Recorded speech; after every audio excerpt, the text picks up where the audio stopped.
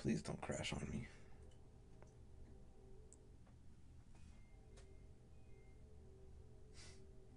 Okay, so it looks like... Okay, so I think I'm finally able to go live again.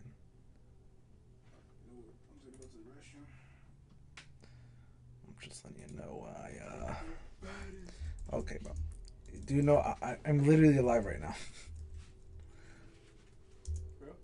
Yes.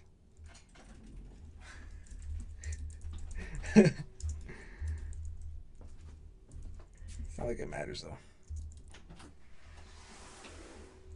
You gonna cut it out, right? This is live, bro. We're all live right now.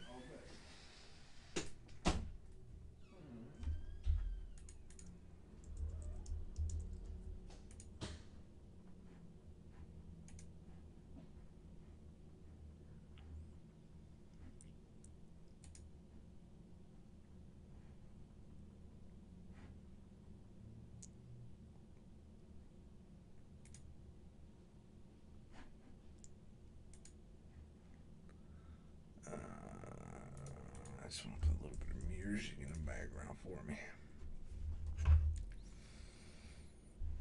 Just a little bit.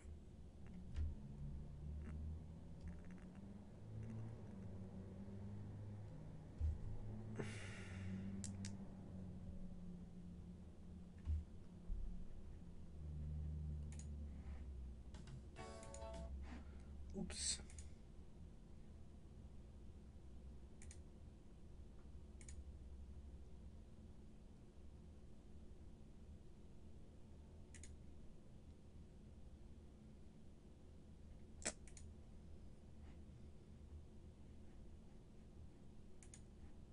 Come on now.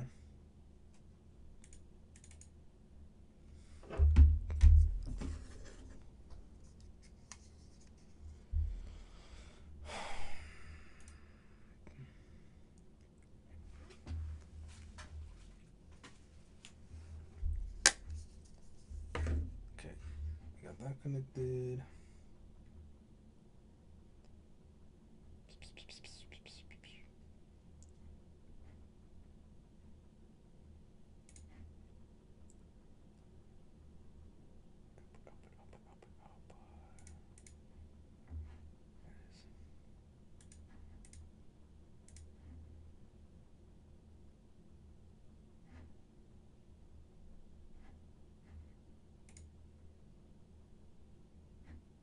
What the heck? Alright, we got some people join. Sorry if I'm a little distracted here. I'm trying to figure out where this music's playing through. This music ain't playing through here.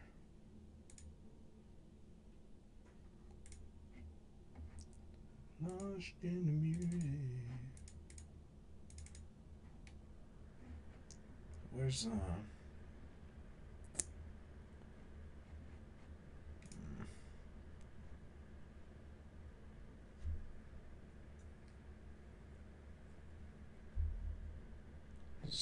Is that what it is?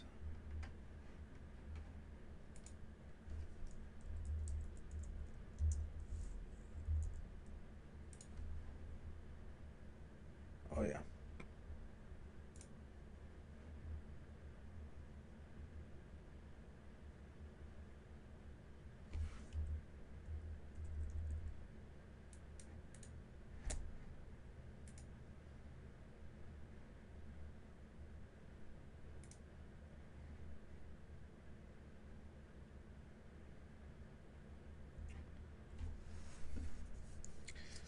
Welcome, welcome everyone that's joining.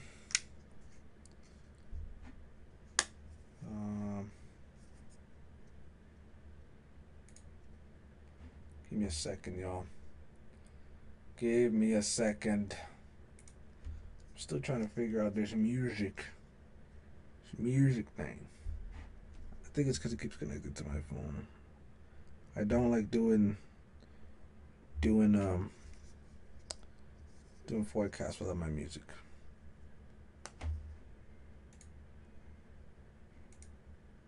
Oh, there it is. There we go.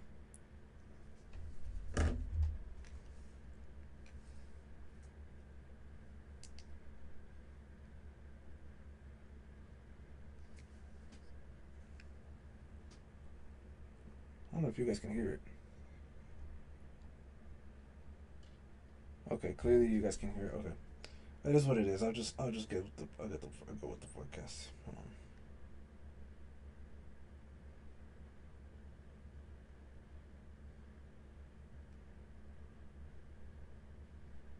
Let everyone else know.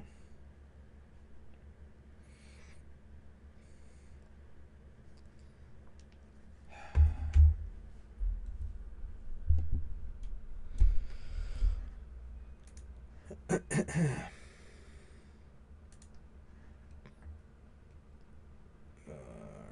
see what I got here. All right, welcome everybody. Let me just pop this out real quick. I'm gonna be putting a. If you guys want to rewatch the live stream in case you missed it, you can just join my YouTube channel. It's in my profile, especially for everyone that's joining on TikTok. If you have any questions, like I said, now it's time. Now is the time. I'm just trying to let everybody else from the Discord join. Again, I need to figure out a way to add music to the stream. I should have figured that out a long time ago. I'll let it on here next time, y'all. Don't worry. Let's see here.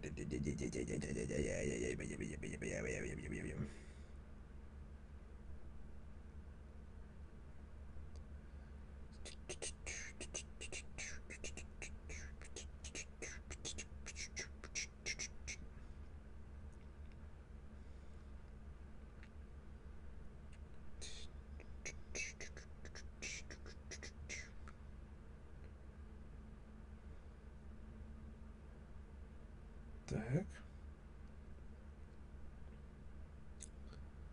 All right.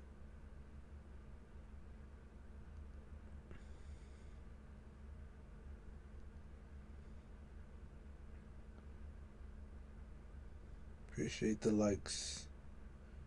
Appreciate the likes, people. Appreciate the likes. Appreciate the likes. Everyone joining. If you have any questions, ask them. You can ask them while I'm making the forecast.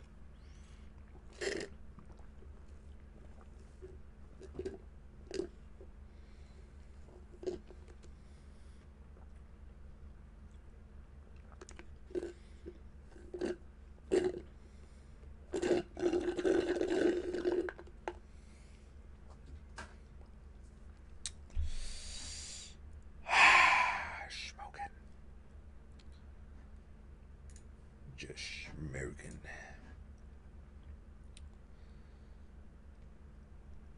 The stream's current bitrate is lower than the recommended bitrate. We're recommending that you stream using a bitrate of 6,100 kilobytes. Well, looks like my internet is booty.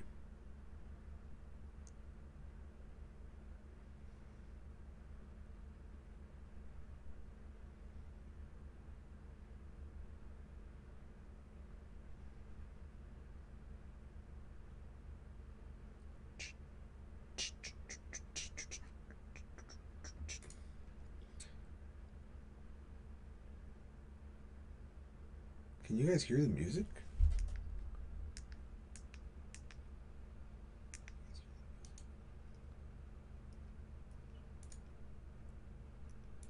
You know what? Hold on. Maybe let me go on audio output or audio output.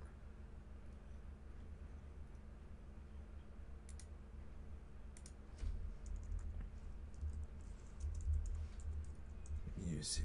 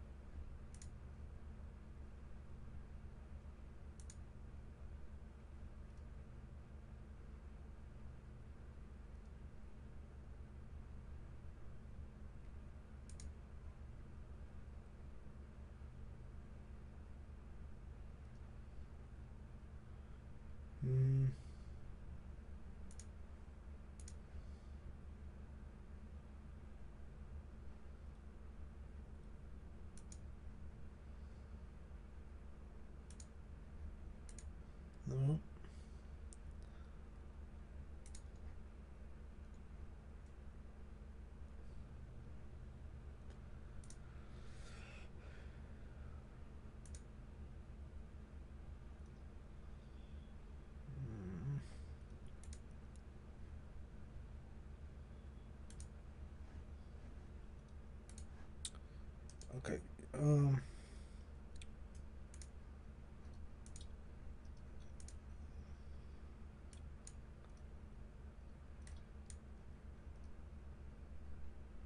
That's weird. Or maybe, hold on.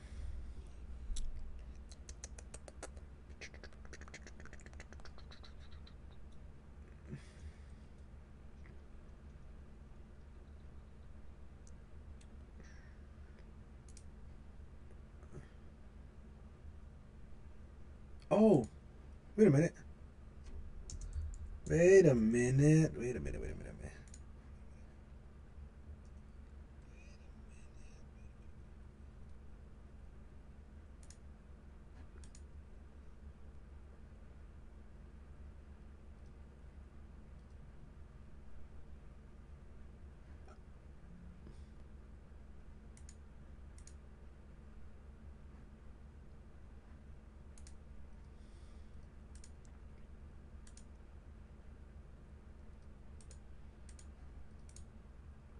No.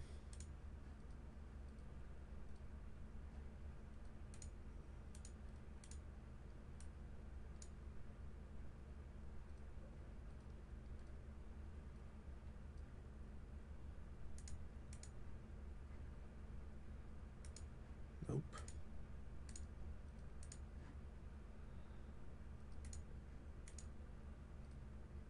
Oh. Okay. Well, I guess I'm not gonna figure that out anytime soon.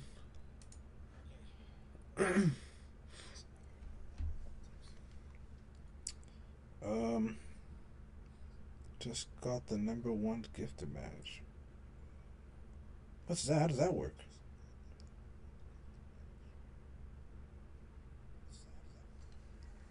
Beast mode. What is this? Oh, hey man, I'm doing a market forecast for day trading.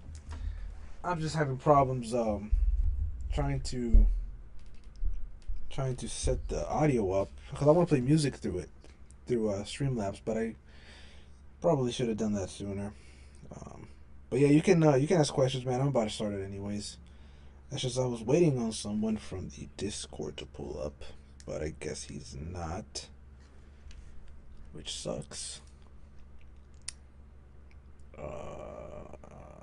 Oh crap! I forgot to send.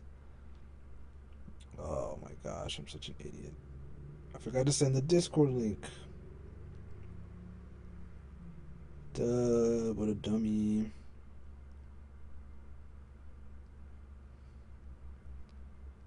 No wonder. No wonder such few people joining on Rumble and on YouTube. Damn.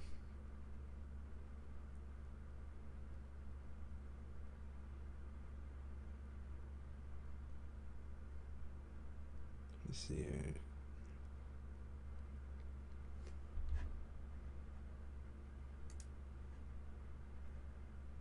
But yeah, I appreciate the. I can't tell if people give stuff. So, like, did you give something? Beast mode? Did you give something? Cause I'm not. I'm new to all this stuff, man. Um, extremely new.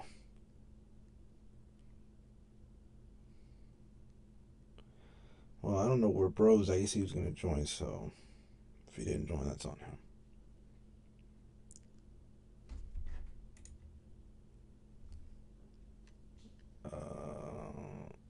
All right, I gotta get this thing going. Oh, you did. You sent a rose. Oh man, beast mode, yo, beast mode. Join the Discord if you're already a trader, or if you want to be a trader, just join the Discord. DM me. Um, and I don't know if there's a way that you could prove to me that it's you that sent the rose. Then let me know. Let me know because what you call it? I got something special for you because you're the first one that has ever sent me anything. So join the Discord. Show me. I don't know if there's a way that you can, yeah, because show me a receipt or something, and I'll And I'm gonna gift you something. All right, I'm gonna gift you something back because this is the first time anyone has gifted anything. So I really, really appreciate it. Really, really appreciate it. Thank you so much, Mr. Beast Mode. Thank you so much.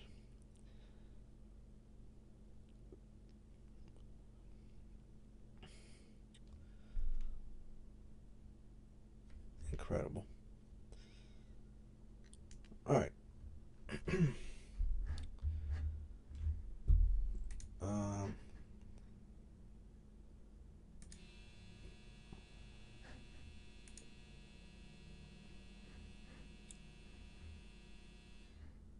oh crap. Okay, so on to the forecast.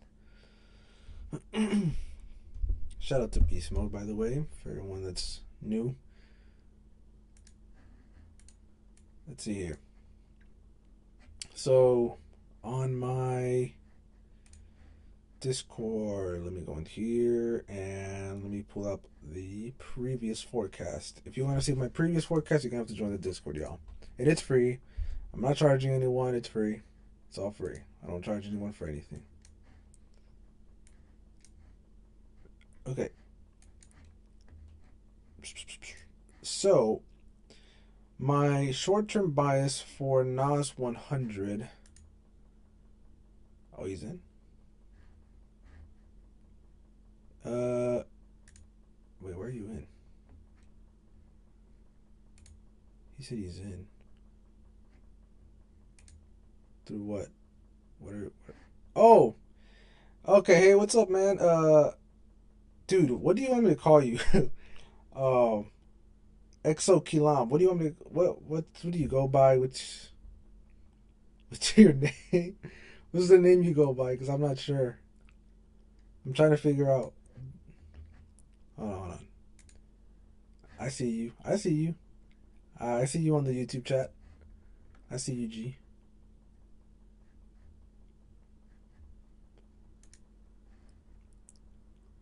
Leak.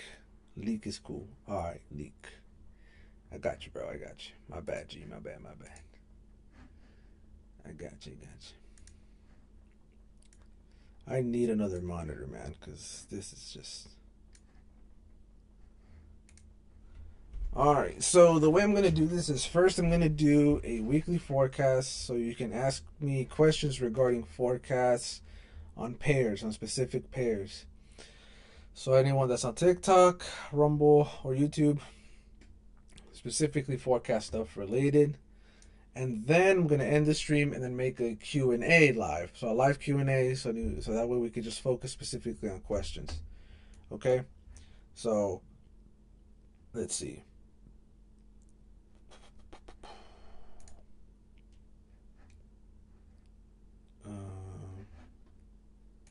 I got so much crap going on. Okay.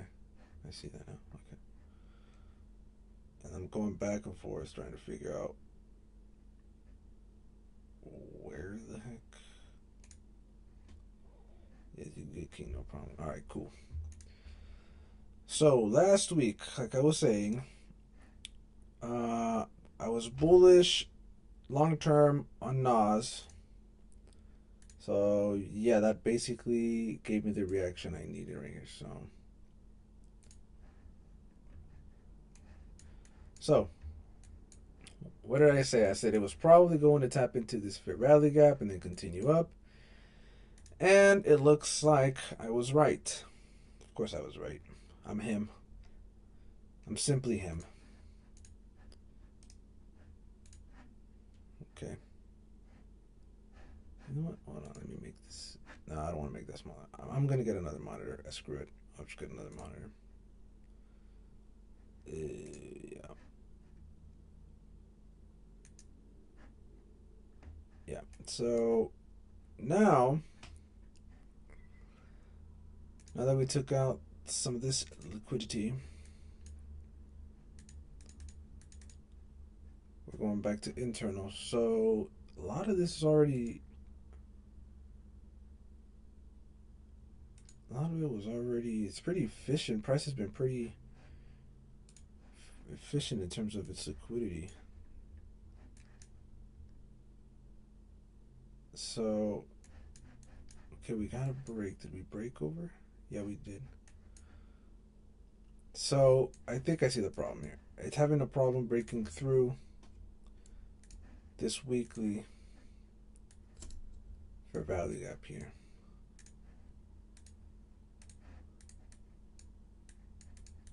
Okay, so we have that weekly.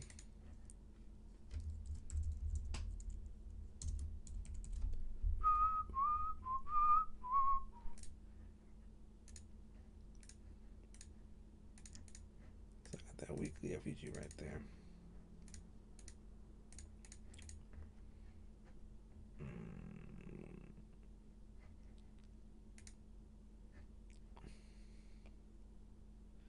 Okay, so can you show me how to, for bias, like a quick back to example on how to tell the bias?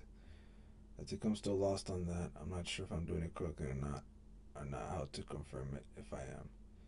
You I am, but it didn't validate the fair value gap with that wick. No, it didn't. It did not invalidate the fair value gap because the only time it would invalidate, and by invalidate I mean inversing it, right? So when a fair value gap gets invalidated, that usually means it's either being inversed. And some people say it's invalidated like it was already used, like it's used, there's no reason to tap into that fair value gap anymore. So the fair value gap, the 8-hour fair value gap was respected on the lower time frame. As you can see, it was not inversed, so it was respected. Now, if price would have gone through it, it would have invalidated the fair value gap, or it would have just been an inverse, but it wasn't. So it's still good. The fair value gap is no longer needed now because price already tapped into it a couple of times. But that doesn't mean price won't possibly tap into it again, though. I hope I didn't confuse you with that. Hold on. If not, hold on. Actually, you know what? Let's do this. Are you in the Discord, or are you just in the in the chat in the?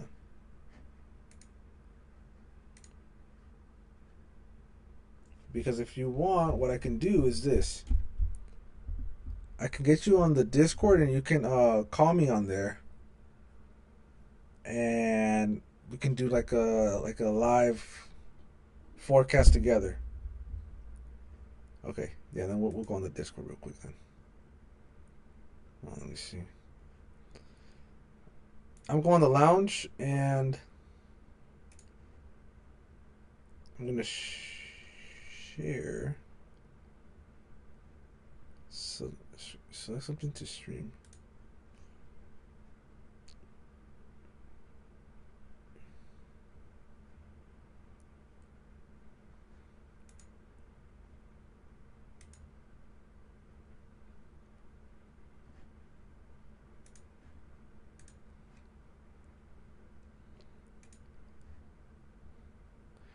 All right. Hey, brother, what's up?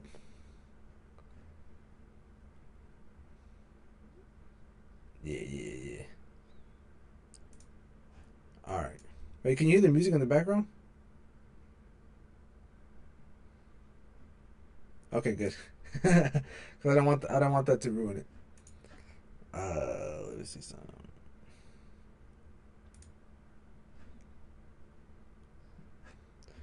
I need to start making this thing go live on the freaking.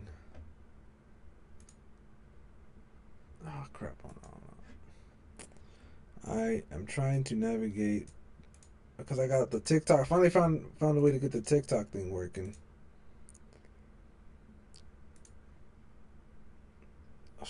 Yeah, and then I need to get another what do you call it? Another freaking monitor. Yeah, so I'm gonna have to get another monitor because it's too much Windows, too many Windows. Okay, so I'm gonna do an advanced life forecast video, like not life forecast, but an advanced, intermediate to advanced video on how to make forecasts like this. And like basically show you guys the process of it. So, what was the? Did I answer your question earlier?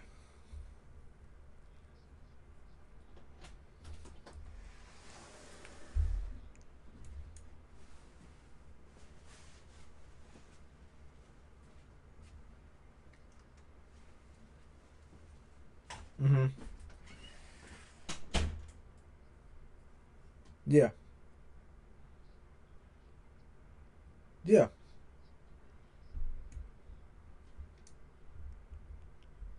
No, you're right. No, you're right. You're right. Because yeah, technically you're right. Because uh, as soon as this fair value gap was respected after it finished closing, yeah, you could have definitely entered here, put the stop loss here, and targeted whatever liquidity you wanted to. That would have been fine. That would have been fine. So yeah, you're right. Some people just leave it marked up because sometimes price does tap into it a couple of times and then continues going back up. That's why I leave it marked up. But yeah, you could have just taken it off, and that's fine. I like leaving them up because sometimes price will come back into it, and it just reminds me like, hey, price is retracing. If I'm like on the 15 minute and I removed the markup and I see price retraces and I'm like, why is price retracing so deep?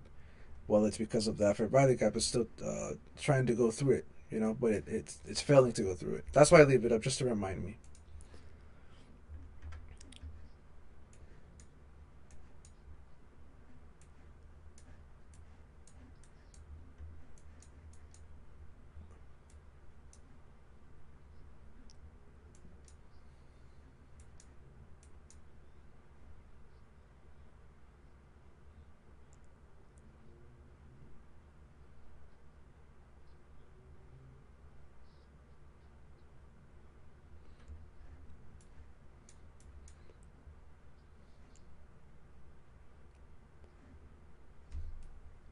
Well, okay, so for instance, like this, I haven't removed it, but like I can remove this because there's no need for it.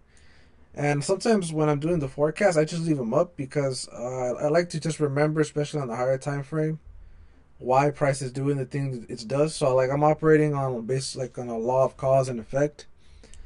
So if I see, okay, price did this, now it's doing that. Why is it doing that? Oh, because it did this. So technically, I don't even need to have all this up. I just like having it up to remind me. But you can take it off, it's fine. As like the way that I would say that, okay, I don't need this anymore is because, for instance, like these shaded area, like the gray, this gray, and then this white, and then this gray areas. These represent a weekly, um, like a weekly time. So from here to this end of the gray area, that's a whole week, and then from that's an indicator that I'm using. That's why I'm using this. So yeah, so when I see, okay, throughout the weeks, price has not came back down to this demand zone, I don't need it. I could remove this right now, and it's not a problem. So I'm just operating on what price has been doing recently in the last like 3 weeks or so. That's when I, okay, after 3 weeks I don't see any reason to keep anything marked up anymore. I remove it. I don't need it anymore. It's just like,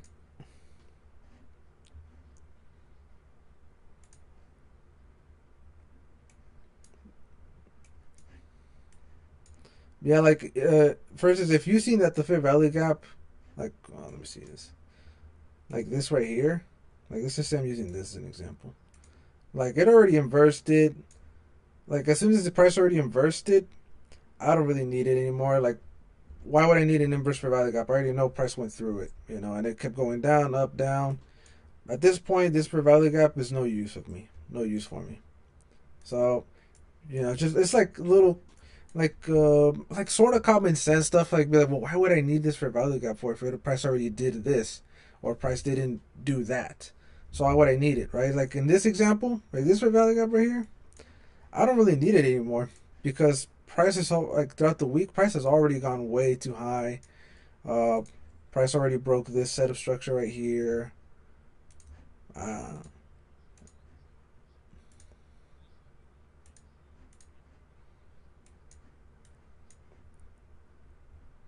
yeah, yeah, it's all mechanical. Yeah, just make like for instance, just make as long as it makes sense to you, then you'll say, "Oh, this happened, therefore I don't need that." Right? You can't just take it off just to take it off because then you're going to be wondering, "Well, why the hell did I take it off?" Right? You got to give yourself a reason.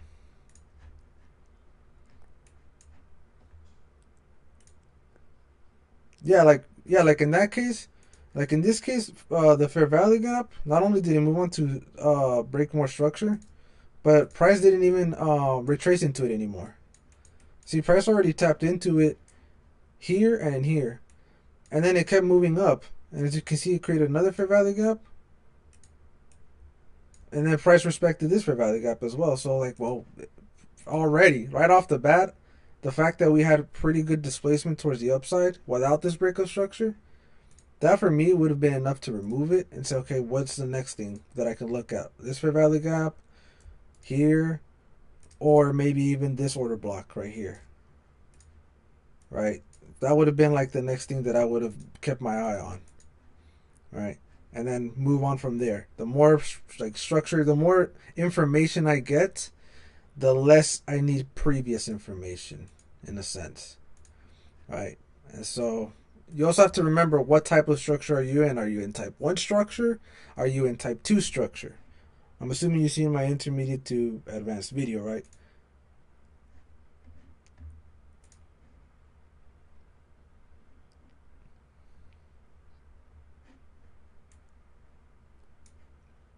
No. So type 1 structure is the overall market structure. Overall, even higher time frame. Yeah, kind of like that. Yeah, so this big stuff, that would be like the type 1, right? And then the type 2 is like the little stuff, the structure in between it, this right here. Yeah. Yeah, that's the type 2, right? So you got to remember, okay, what am I in type 1 or in type 2? Well, right now, this would be considered right here, all this right here would be considered type 2. So right there, right off the bat, since type 2 structure is respecting whatever structure is happening in it, if it's respecting and going whatever, doing whatever it needs to do, whether it's respecting the fair value gaps or our POIs or PD arrays, whatever you want to call them, whether it's respecting it or disrespecting it, I just need to see it do what it needs to do. After that, I don't need it, right? Because that's just type 1 structure. I don't need it anymore.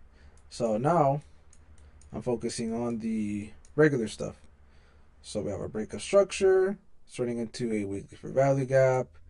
It respected this 8-hour and this order block. And if you're unsure, either you use there's a website. There's plenty of websites, and like I'm going to put it on a video to further explain. But I like to use this as well. So it tells me, okay, the overall sentiment for like the 8-hour or even the weekly. It tells me we're bullish.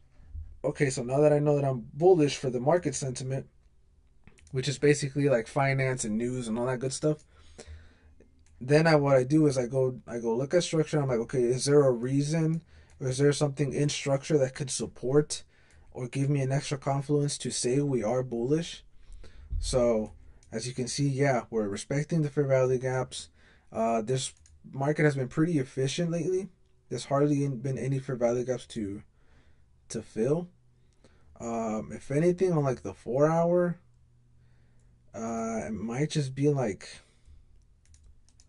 maybe this one on. Let me see. Yeah, so like maybe.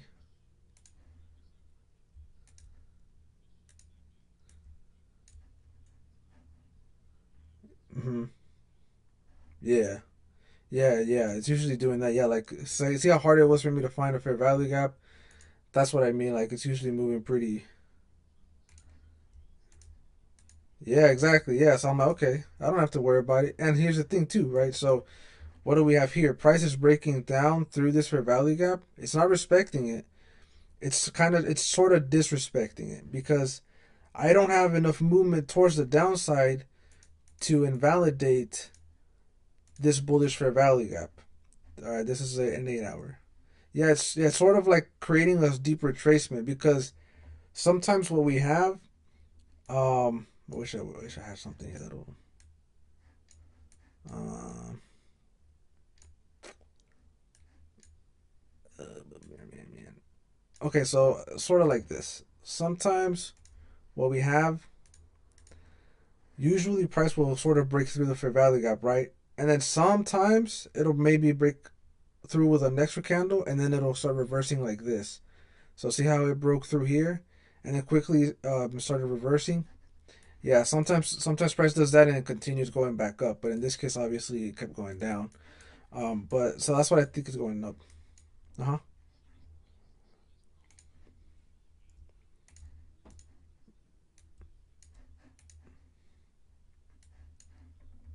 Yeah, yeah, yeah. So it's well, some I think ICT talks about this as well. Like sometimes price will overcorrect itself a little bit, but sometimes there's also a reason for it too. Like for instance, here in the 4 hour, we have a fair value gap inside this order block right here. So what I'm thinking is price could also come down to this order block, come down to this order block, and maybe tap into this 4 hour fair value gap, maybe, and then go back up. Yeah, and not only that, we already have strong displacement for this breakup structure, and we've seen this on gold too, where price creates that failed breakup structure and sort of reverses and then starts going back up over it. That's what I think is happening here. So we had a temporary reversal, and like I said, cause and effect. There's a cause, and then there's an effect.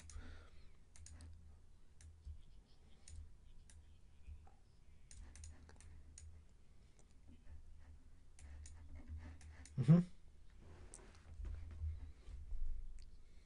Yeah, yeah. So when people talk about premium and discount, the problem is it's very subjective because anything could be, any area could be premium and discount, right? So like for instance, right now, type 1 structure is telling me we are in a premium. But if I were to go down to type 2 structure, if I were to go down to type 2 structure, so that it could be, let's say, from here,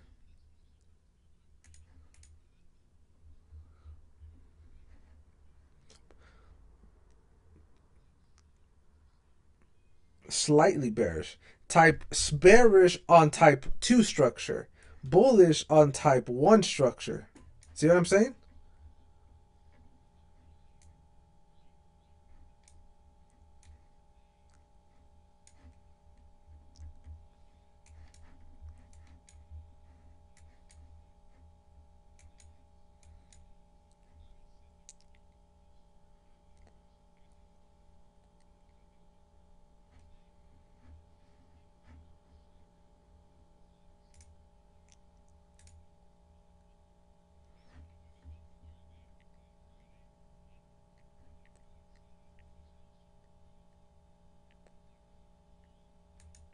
Nah. So what did?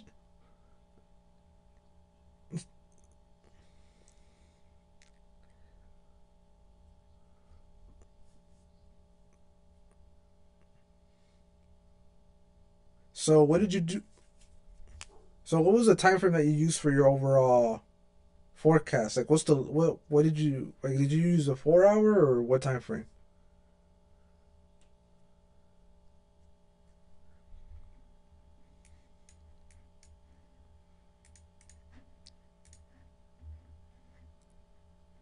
What is this? 6 hour?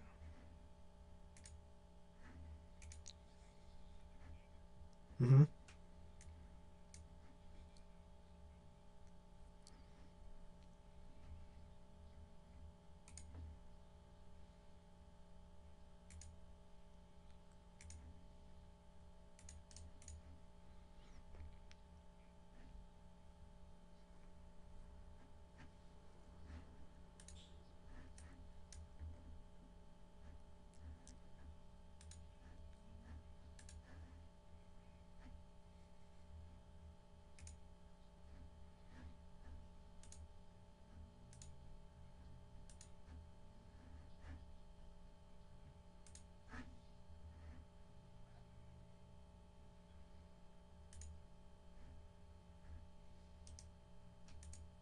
Mm-hmm.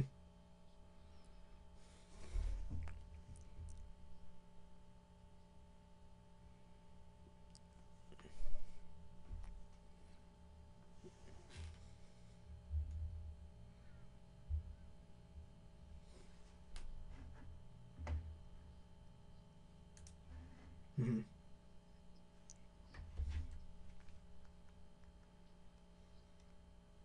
Okay, so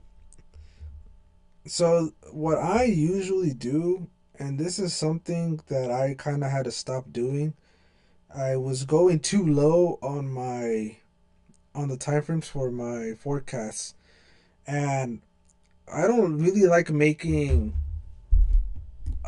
what do you call that, like weekly forecast, because the whole point of the weekly forecast is to tell me if I'm bullish for the week or bearish for the week, which will obviously tell me if I'm going to be looking for buys or not.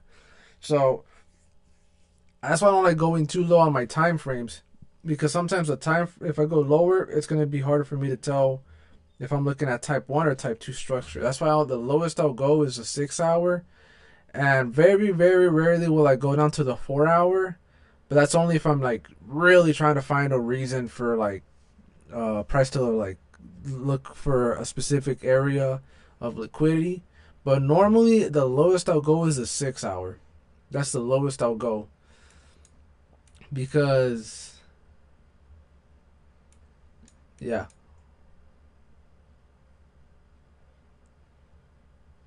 No, this is weekly. This is all weekly, because like for the daily, when people say daily, they usually mean, okay, for like, let's say if you're trading on Monday, for Monday, my bias for the day is going to be bearish, so I'm going to look for shorts. Or my bias for the day is going to be bullish, so I'm going to look for buys. The way I see it is, yeah. So if I'm telling you, hey, for the rest of the week, I'm bullish. Well, you might have a day throughout the week where your bias says, oh no, we're going to be bearish for the day. Therefore, I won't trade. See what I'm saying? So your daily bias and your weekly bias has to align both together in order for you to actually get into a high probability trade. So if your daily and your weekly are making sense, yeah, yeah, yeah. You know what? I'm gonna put that. Damn, I'm gonna put it. I'm gonna write it down. Where's my phone? I'm gonna put, because I think that's something that a lot of people don't keep in mind. Cause, and I'm glad I said this too.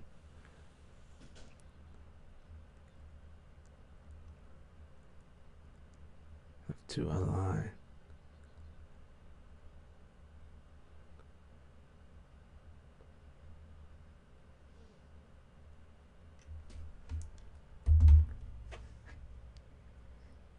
Mm-hmm.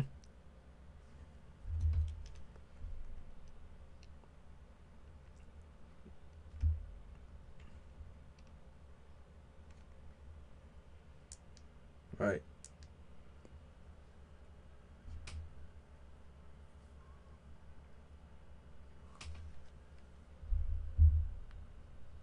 Yeah.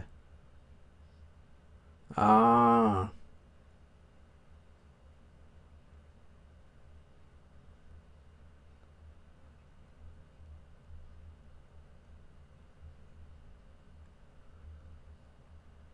Okay, okay, I gotcha. Yeah, man. You got to keep those things in mind. Sometimes I don't say these things because I'm assuming people are sort of using deductive reasoning to think that. So that's why I'm like, I'm not gonna say something that's pretty obvious, right? Uh,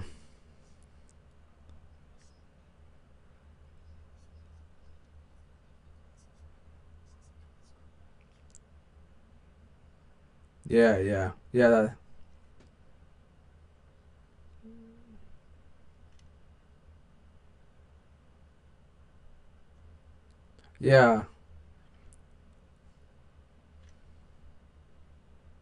No, yeah. That's why I tell people open up. That's why I tell people open up charts and back test, because that kind of experience comes with back testing. It comes with back testing. It comes with hours and hours and hours of chart time. Because otherwise, you're not gonna. Otherwise, you're gonna just keep um, delaying your profitability as a trader. Right. The moment you become profitable, you'll keep delaying that if you don't spend enough chart time. That's why I emphasize backtesting so much, because man, it gives you uh, so much experience, so many things like this. You end up learning it through charts, having fun on the charts. That's why I emphasize it so much. But it's no problem, man. We'll get it figured out. No worries.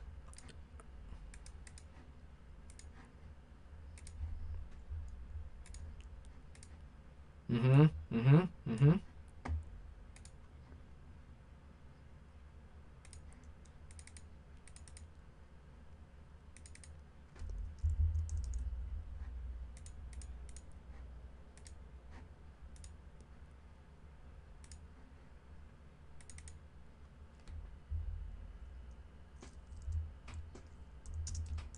Mm-hmm.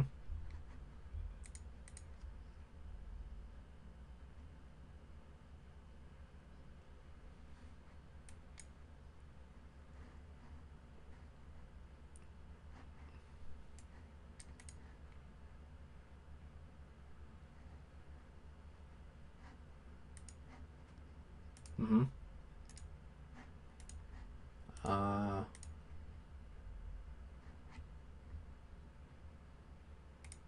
yeah. Yeah. Yeah. No, that's good. Yeah, that's why I'm saying, because if you don't backtest, you're not gonna have those kind of oh wow moments like, oh man, that's what I needed. That's why I didn't notice. Maybe that's why I've been losing. You just gain those moments just from backtesting, man. Like, that's why I emphasize it so much. That's honestly like the biggest key to profitability. Is just spending time on those charts, because I'm telling you, bro, it makes a big difference. Um, Sorry. So let me move on. So for Nas, I'm bullish. So for Nas, I'm bullish. And if I'm bullish on Nas, that means for the daily, you have to be bullish as well to enter for a buy. Um, let's see. The next one I had here. GJ. Last time I made something for GJ.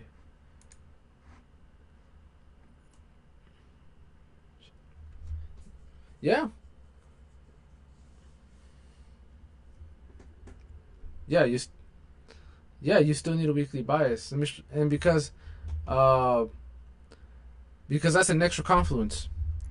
If you're bearish for the day and you wonder why you lost that trade for the day, and then you go back and you do a weekly bias, you'll say, "Oh, the rest of the week is supposed to be bullish. That's why I lost, because I'm short. I'm shorting on the day that I'm supposed to be buying or looking for buys. I'm counter trend trading. That's why." So that's also, I was right on this too. Let me see what the heck.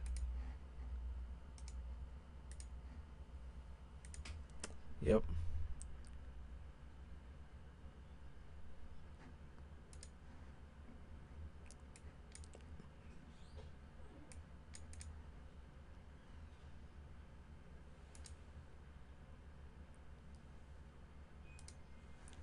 Mm-hmm. Mm-hmm.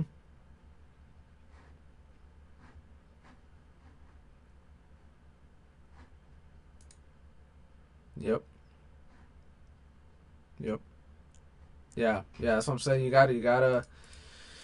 If you're scalping, man, you gotta be very, very, very accurate on your bias, man, because you're gonna have a hard time, bro. You're gonna have a hard time. Let's see. Let me go on the 6 hour, see what I can get. Well, on the 6 hour, let's see. I got this.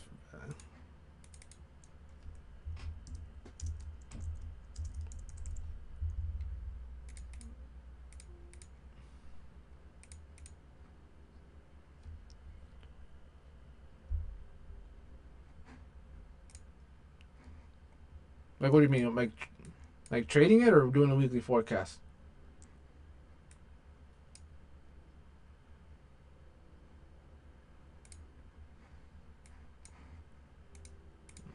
Let's see. So you want me? Okay, so you want me to do a forecast? So I just zoom out a little bit, and I don't even zoom out that much.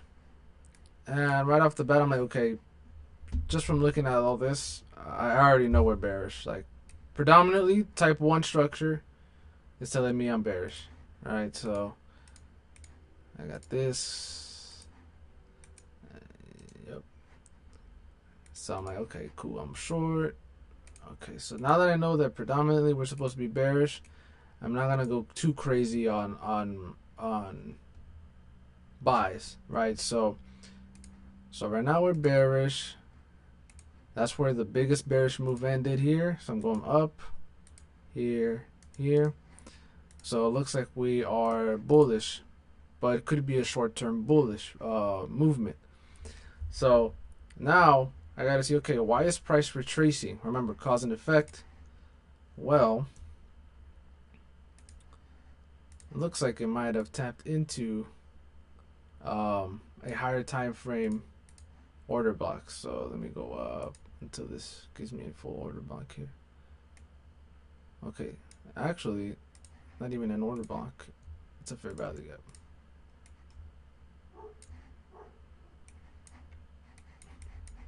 So now I'm like, oh, okay, I see. So I'm like, I see now. So we got a 12-hour fair value gap here. And you know what? It might even be a daily for all I know. Oh yeah, that's a daily too. Oh no, that's a 12-hour. That's 12-hour. So I got a 12-hour fair value gap. And on the daily, I also have exactly an order block. 7 order block here. So I'm like, okay, so we're bearish now. Okay, so now I see why we're bearish. So, following the trend exactly. So this could either be, now this, okay, so this is where a lot of traders get stuck. So they're like, okay, so if we're predominantly bearish, does that mean we're now going to go do something like this? Right? Are we going to go down? Or does that mean we're just going to do a slight retracement, tap into an order block here, and then go back up? Both are very possible things, right? So now the first thing is this. If you have two very good reasons like this is a very good valid bias, right? Either one could happen. I'm gonna mark up this whole thing because this is what I would call an accumulation block. Because there's a bunch of accumulation here. An accumulation block. I think I've made this on the sniper swing strategy. It's just a bunch of accumulated candles that form an order block. Yeah, it's just an order block made out of like more than one candle. See, you just accumulate. So now you say, okay, so I have a good reason to say price is just going to retrace somewhere here. It could either be in this order block, or it could either be in this fair value gap.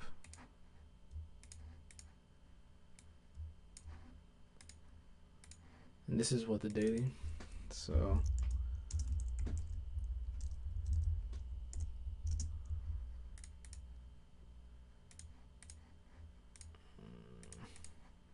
okay, so I have a daily fair value gap. So price could either retrace here or here to go back up, or price could come down, maybe tap into this daily and then continue going back down. Either one can happen, right? So this is where market sentiment or like the news and like the sort of like fundamental stuff comes in. So what do we have here? We say, okay, we're strongly bullish. Looks like people are bullish on the daily. Even though clearly we're having some retracement towards the downside. So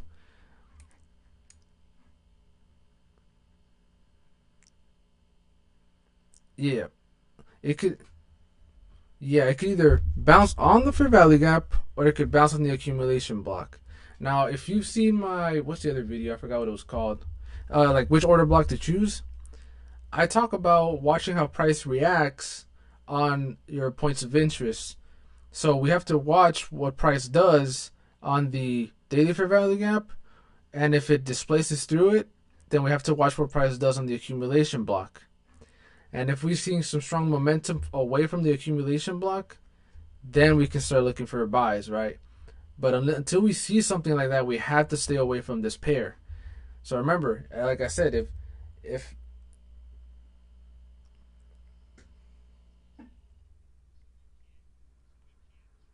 no, yeah, We have no idea because there's too many confluences to support both sides. And if I and the way I see it is, okay, if you really want to trade this pair, fine, just look at the market sentiment. What is it telling you? We're bullish. Okay, then just look for bullish price reaction on either one of these points of interest to start you looking for buys. If you really want to trade this pair, but if you can avoid trading this pair, then avoid it. Don't trade it until we see price action do something around these two areas. And if price all of a sudden decides to move away and go back up from this daily fair value gap, then great. We can just start looking for buys again. But until that happens, I'm staying away from it.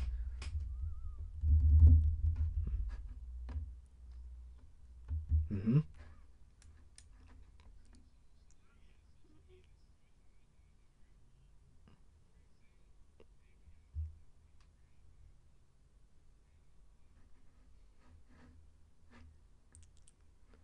Mm-hmm. Mm-hmm.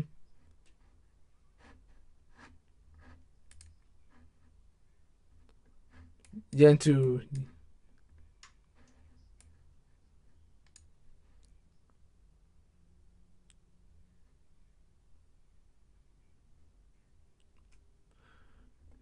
oh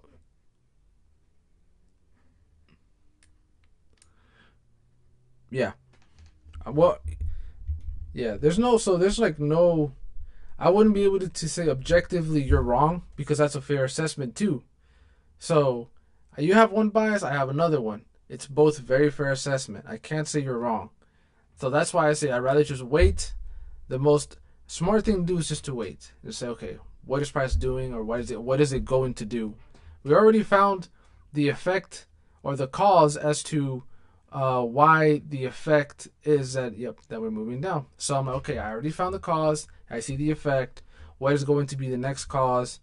And then what is that cause going to affect? And right now we're just waiting to see what price is going to do.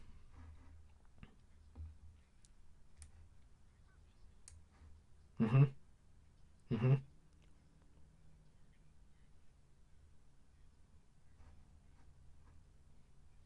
Mm-hmm. Exactly.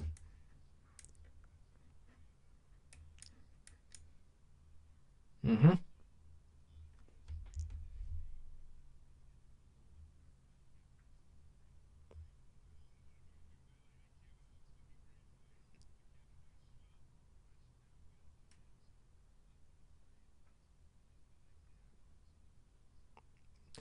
Yeah, yeah. Wait it out for a couple of days or wait it out for the week because anything can happen. Maybe because here's the thing.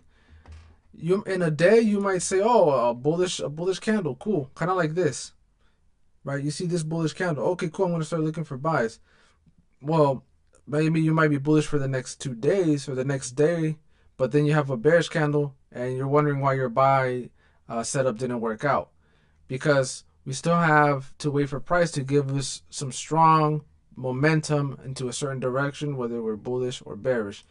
And that's why I wouldn't. That's why when you're doing like a weekly forecast and you're trying to find um, justification as to price being bullish or bearish, you have to wait for more data. You have to wait for more candles because one bullish candle may or may not be enough.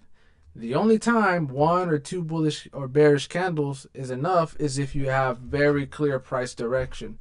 Here, price is not very clear. We know that right now, short term or sort of long term, we're pretty bearish, right?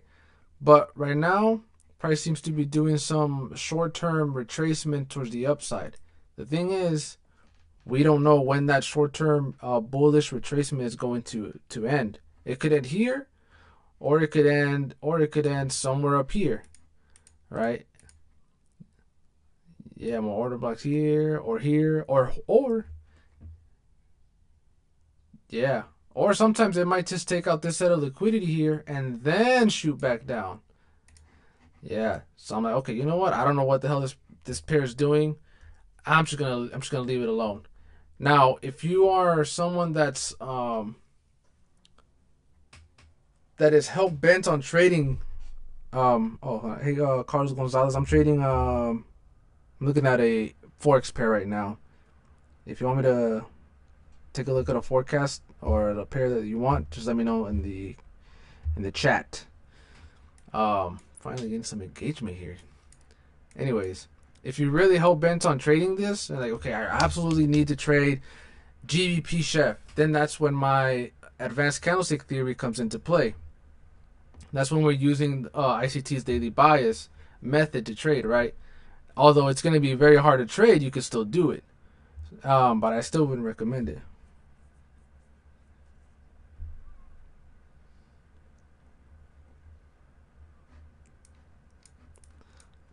Yeah, so in the video, I advise people to look at all my daily bias videos, including the advanced ones, because you need daily bias for it to like work out very well. So for instance, if I were to go back to NAS,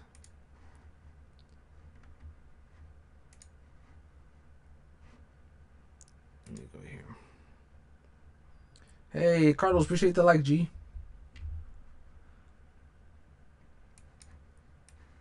Alright, so here it is. So I have this indicated too that I'll probably be sharing with you guys. So I'm going to turn this one off. So let's just say if you're gonna do like a daily trade. Ay, joder, su perra madre. Okay. So we're on the daily, so I'm just going to use the daily as an example to scalp. As a matter of fact, maybe I could even use a 3-day like I did on that example.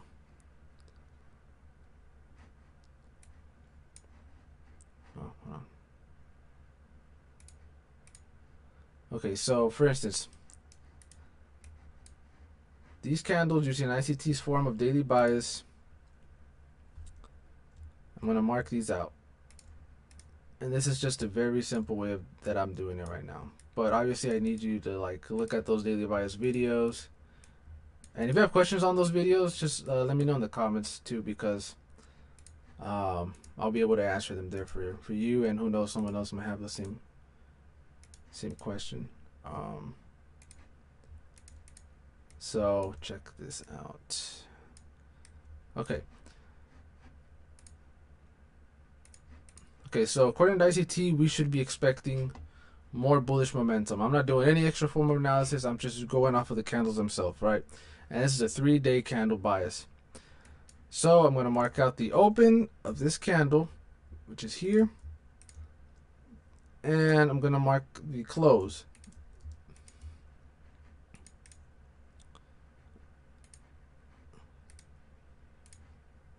And the body closed over it. Yep, and the body closed over it. So we got to remember that. So remember, we have to wait for a price to manipulate. So I like trading on the 15-minute. So I'm going to drop down to the 15-minute, and I'm going to wait for price to manipulate somewhere under here, under the open of the previous 3-day candle, and to give me a reason to start looking for buys, right? So we see the next daily open candle. I'm gonna turn that off. So we're seeing price manipulate. Okay, it's manipulating. Still manipulating. It hasn't closed over our open of the 3-day candle. This white candle here, right? So we're still waiting. Okay, so now we break out of that manipulation. So actually you could have entered here or here, but it's fine. And the only reason why I say you could have is because we're starting to see movement towards the upside and some strong bullish candles. But I'm going to look for another re-entry. Okay, so we're seeing some retracement to some fair value gaps. Down, down. Down again. Okay, not yet. But we already got the break over that open. So that's cool with me. Okay, so I see strong engulfing. Yeah, actually tapped into this fair value gap here. So nice lookout. So yeah, we tapped into this fair value gap. I'm gonna put my stop loss under the fair value gap just to be extra safe. And then I'm just going to target like a 2R. Plus, this is 3 days worth of data that I'm hoping for.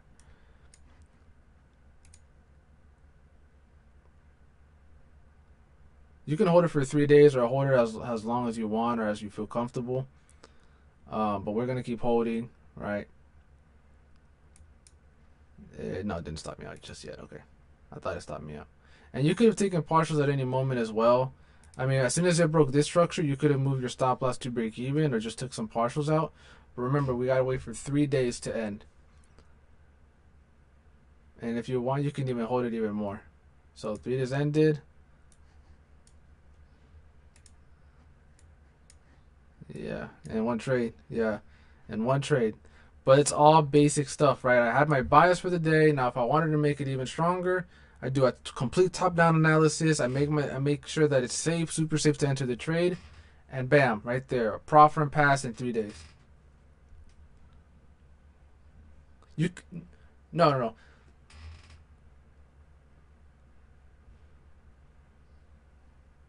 So the point. So okay. So the whole point of the overall theory is, price forms the same type of candle, and if each candle, for instance, if in each candle, according to ICT, if in each candle, these wicks are areas of manipulation and areas of accumulation, then that technically happens on any type of candle, regardless of the time frame. So if I'm saying, so I'm going to the extreme saying, hey, you can even use a 3-day candle to find these kinds of setups. So that's why I mark them up the same, that way I do it.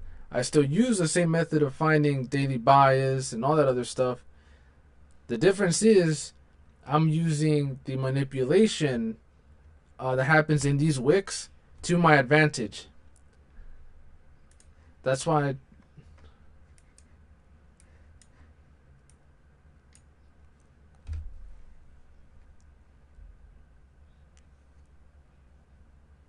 Mm-hmm.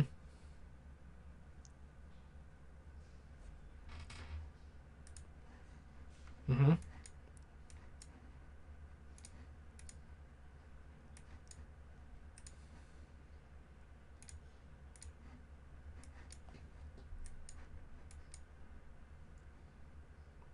Yeah, you can do that too, but it's not enough. The only time it's enough is if there's clear direction in the market. So, for instance, it's clear that the market is now bullish on NAS. It's clear, so that's when that simple form of daily bias works. But if you're trying to, if you see that the market is sort of a little, hard to tell, or if you are doing an advanced top-down analysis, that's when that simple daily bias might not hold. So, but you can still use a daily for your scalps or your um, um, entries. It's just as a way to show that it works on any time frame. That's why I just use 3 days, 3-day candle, because it works on any time frame. That's why for.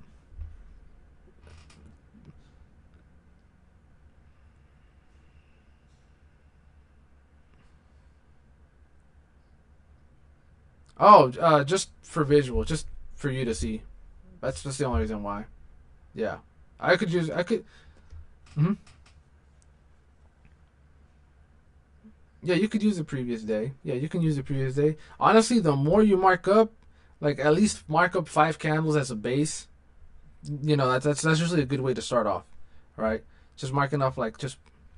So for instance, we have 1, 2, 3, and I'm on the daily, 4, and 5 right here. All right. Yeah, we're pretty bullish, yeah, because we see, okay, price didn't break out of this one, but price did break out of these last two with the body right here, so we don't have to worry about this candle so much. Maybe just as an area of support resistance. I don't know. Who cares, right? All I know is that.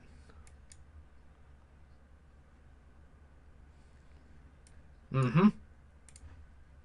Yes. So the manipulation should happen. Yeah. So the manipulation is, if our bias is bullish, the manipulation should be bearish, because we have to remember, we have to wait for the wick to form. Yeah, we gotta wait for that wick to form. Damn, I think I have this mic too close. Oh, let me get my water bottle. Oh.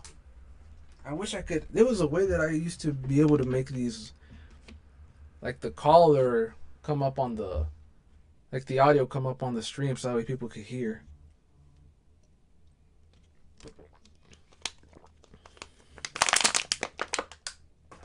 But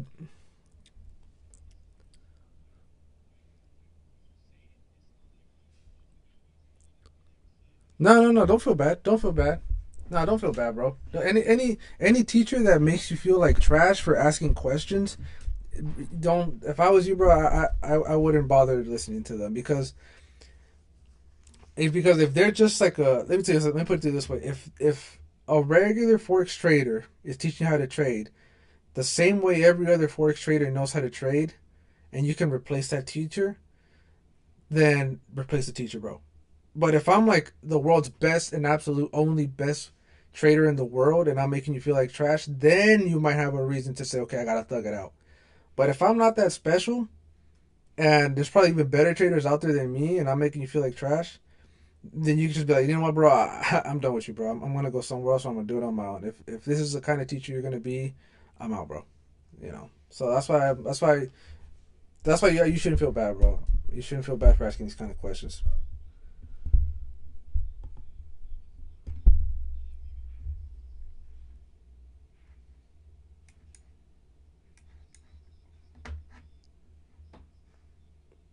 Mm-hmm.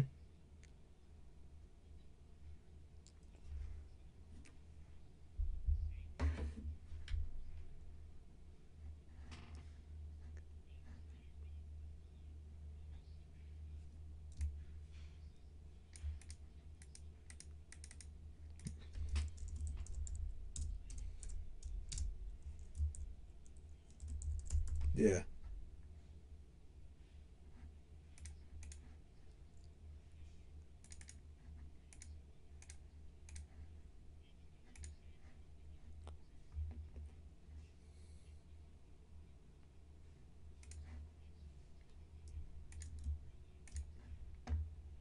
Yeah. I feel you. Yeah, I feel you. I feel you. I'm a. Uh huh. So so if we're gonna say okay, so our bias is bullish, right? Just off of what we just went off of. Then that means okay. Now if I'm using the daily candle as my bias to wait for price to manipulate, or for wait to the theory to come into fruition, then that means I have to wait until price. And the cool thing about TradingView is it actually like it has like a magnet almost to where if you move it like this, see how like it's it separates. So you just do that. You just move it one down like that, so that way you know that the day is over or that the time frame that you did a markup is done. So in this case, it marked up one whole day or 24 hours worth of a price timeline. So I'm gonna drop down to the 15 minute, and I'm gonna wait for that price timeline to do its thing.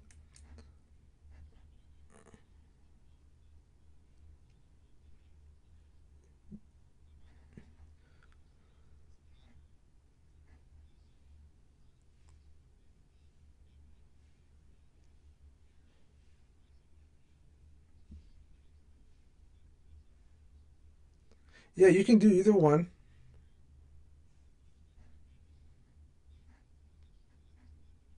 Mm-hmm. Yeah.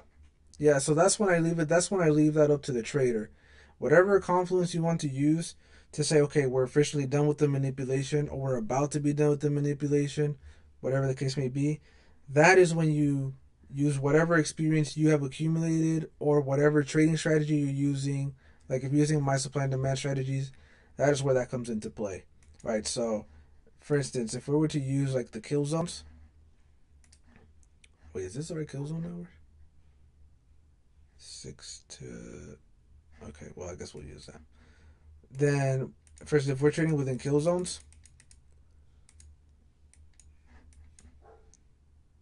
okay, so it looks like price already moved up and closed. Okay, there it is. Okay, so our kill zone should have been this one. Okay, so here, right? So you may or may not be able to get into a trade here, but we saw if a value gap get respected here, right? And then we saw that rejection there. We're bullish, maybe. So I'm just gonna target like a 1-to-1 just to be safe. Okay, cool. So that like a quick 1-to-1, right? You gotta be none crazy. Or if you wanted to take a partial at that 1-to-1 and then go for like a 1-to-5 or a 2R, um, that's also up to you, right? So we can just let price play out. Okay, thank God I took that 1-to-1. Yeah, yeah, thank God I took that 1-to-1. Yeah, that's why I was like, because price already moved way, way far out. Yeah, without yeah. So we didn't really have that much manipulation here. Or oh no, my bad. It's because I didn't draw it out far enough. That's why.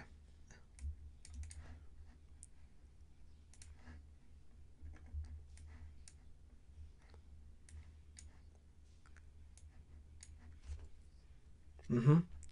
Yep.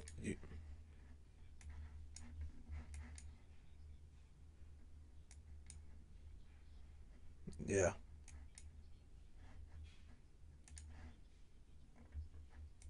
Mm.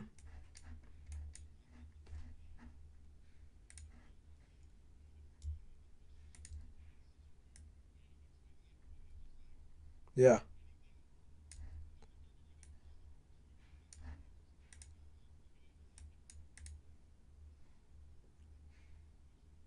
No, yeah, I understand because, like you said, like if you were saying the rest of the day should be bullish, then you can get into a re-entry, right? So if you're like, oh, okay, I got a quick 1-to-1, and you were like, oh, I get stopped out when I try to go for my partial or for my runner.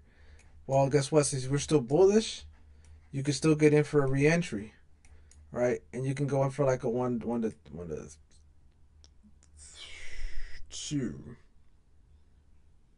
Yeah, exactly. It tapped into an order block here or the fair value gap. Cause and effect. Simple cause and effect, my friend. That's all it is. Just cause and effect. So that's the whole point of the theory, right? It can happen on any time frame. It can happen on the weekly, the monthly, the 3 day, whatever the case may be. If you the next first is like that if on a weekly you mark up everything, um, then that means you should expect some kind of manipulation for the next weekly candle when it's forming. So you just wait for that manipulation to start, and then you wait for it to see if it's sort of ending or if it already ended. And then once you see okay, the manipulation for the week ended, then I'm going to start looking for my buys or my sells or whatever the case may be.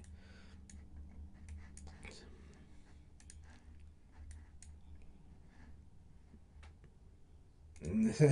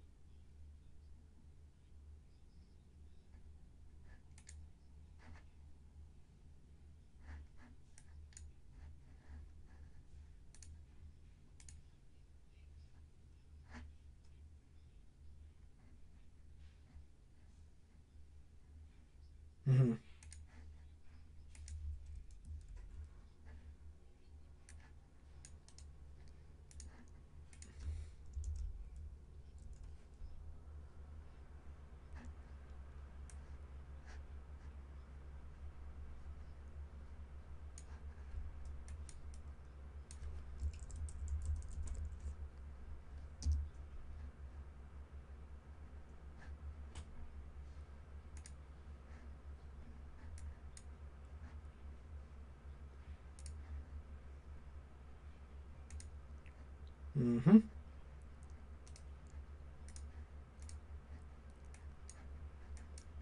Mm-hmm. Yep. Yep.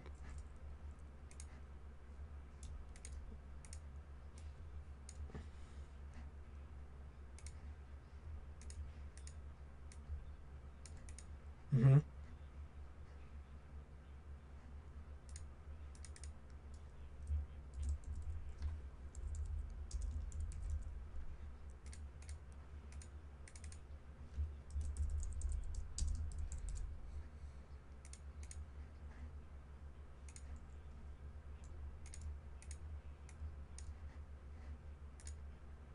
Right. Uh, the thing I like to tell people is don't discourage a trader or a mentor that says trading is all about psychology, because it's true. Everything when it comes to the technicals can be taught. Anything and everything. It can all be taught. Supply and demand can all be taught. I mean, the concepts themselves can all be taught. You can go on any YouTube channel. They all say the same thing. And then the people go, oh, well, why is it that I can't become a funded trader? Why is it that I'm still such a bad trader? And then you, like you said, you say it out loud and you realize, oh, I can't hold myself back from trading. That's why I keep entering trades that I'm not supposed to. So the problem isn't that trading is a scam or that you can't learn the technical stuff to, to read the charts, to enter the trades and all that stuff. That's not the problem. The problem is you're psychologically not trained to hold yourself or refrain from trading, or you're not psychologically equipped to deal with the losses that comes with it, because it's normal to have losses as well and it's normal to have wins as well. So,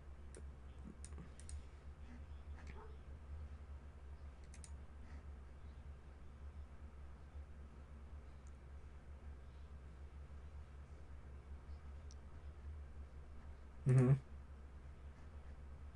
mm-hmm,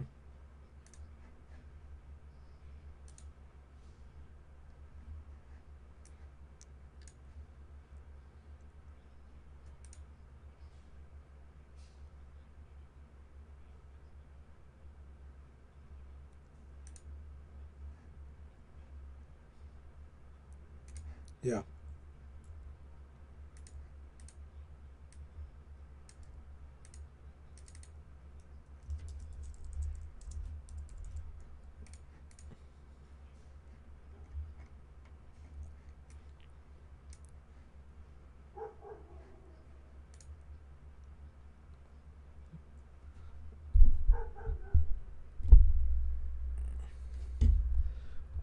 Well, I had to. The problem is, I think as men, we have a hard time of letting things go. So, what I had to do, I had to physically restrain myself from actually entering the trades. So, I had a plan. I had everything. I told myself I'm only allowed to take 2 trades, all that good stuff. And then when I realized I physically was not able to restrain myself, I think I talked about some on one of the YouTube videos. I had to get a software that literally locked me out. Yeah, I had to lock myself out, and I did that for a couple of months until I finally was like, okay, I don't need the software anymore. I don't need the software anymore because I'm seeing that it's working. I'm seeing that it actually is to my benefit to stop trading. It actually is to my benefit to stop revenge trading, all that stuff. So I was like, okay, I don't need the software anymore. I think I'm good. I think I'm good. So that's when uh that's when things started to change. So I had to forcefully remove myself um, from trading. So I don't know if that's what you might have to do, but that's what I had to do. That's what I did. So you might want to think of that. Think of doing something like that.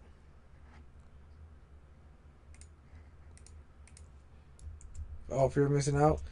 Oh, the thing I always tell myself, because this also came from, I think one day I was asleep and it just came to me. Like sometimes I'll have weird, eye-opening dreams at night.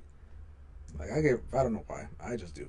And so I think one night I was pondering about it, and I was like, "Damn, I gotta stop. I gotta stop fearing so much about missing out on a good trade that I missed out on this trade and this and that." And then one day it just came to me like, "Dude, there's the beautiful thing about trading is there's always going to be an opportunity to enter a trade every day. every week, every month, every year, there's going to be at least one more, two more, three more, five more, hundreds of more of opportunities to enter a trade that you might have missed out of, right? So you just remind yourself, like, I may have missed out on this perfectly beautiful, amazing, just tasteful, luscious, just savors, yummy. You know what I'm saying? Exactly. Exactly. You were like, damn, I missed out on such a beautiful trade. But you know what? Then there's always another freaking day. There's always another freaking day where I will find another beautiful setup just like this. So it's okay. It's okay. You know. Um,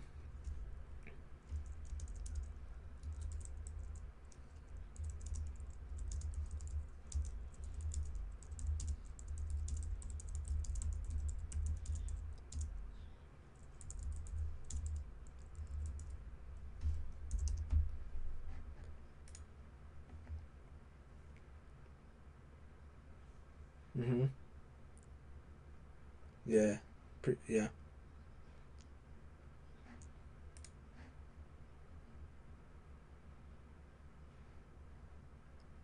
Yeah.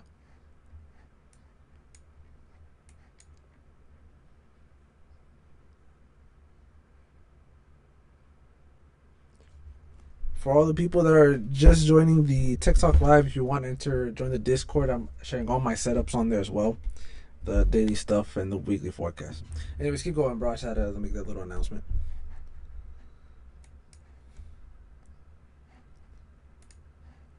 Mm,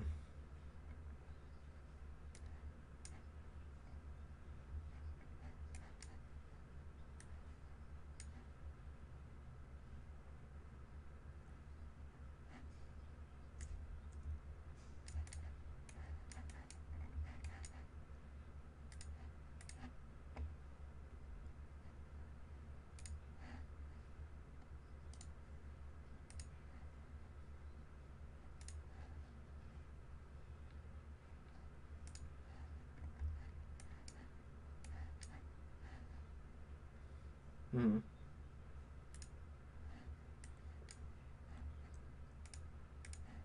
mm,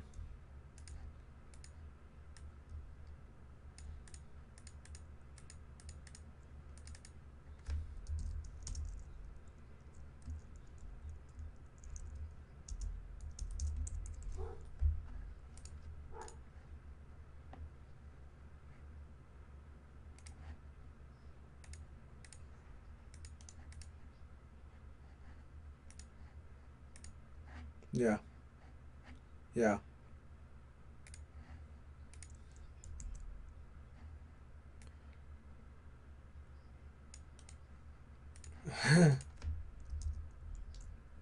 Right.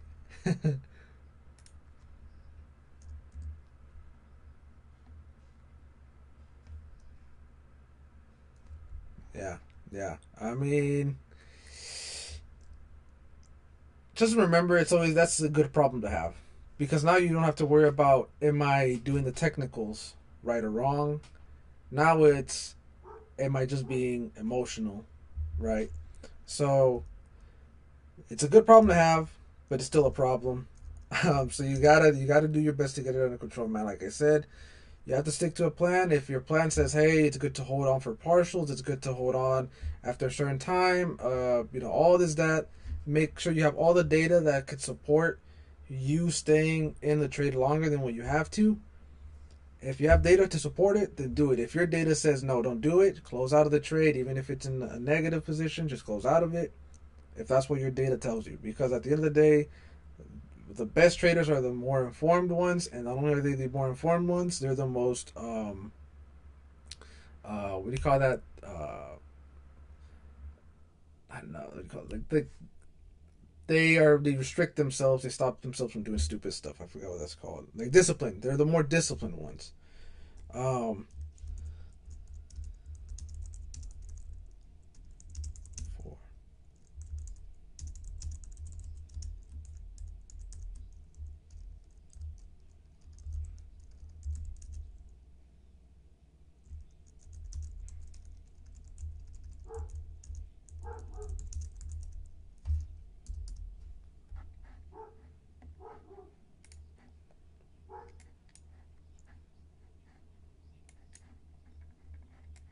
Mm-hmm.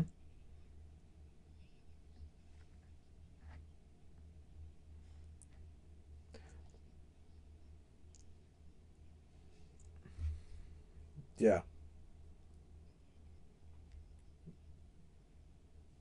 it is. It is. It is. That's all it is. It's just emotions, man. That's all it is. It's just emotions because there's nothing much to it. I mean, if Doyle,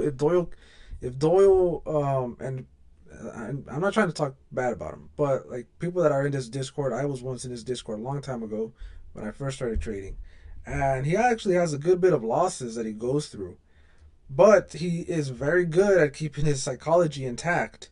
He's very good at it. He's very good at restricting himself. He's very good at entering trades. He's very good at re-entering. He's very good at knowing when to hold, when not to hold, all that good stuff.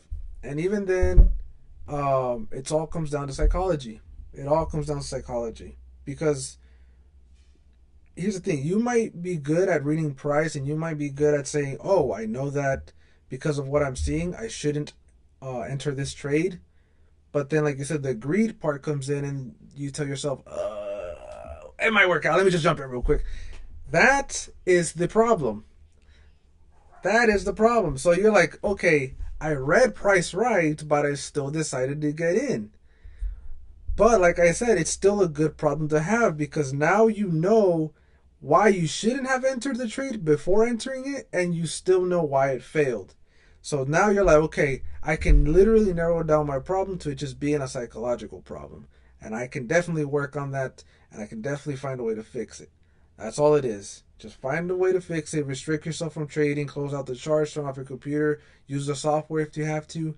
Whatever the case may be, just get it unlocked and get it down now because the quicker you can train yourself to uh, be disciplined, the quicker you'll be able to become a profitable trader, and the quicker you'll become to making your own money, doing your own thing, not having to worry about having to go to work again or whatever the case may be. Just remember that every time you break a rule is another day you set yourself back. Yep.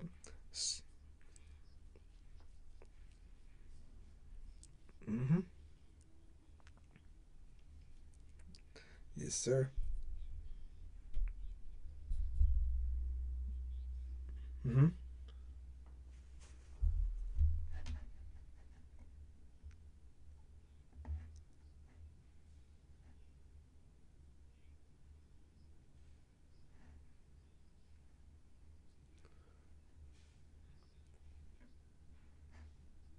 Mm-hmm.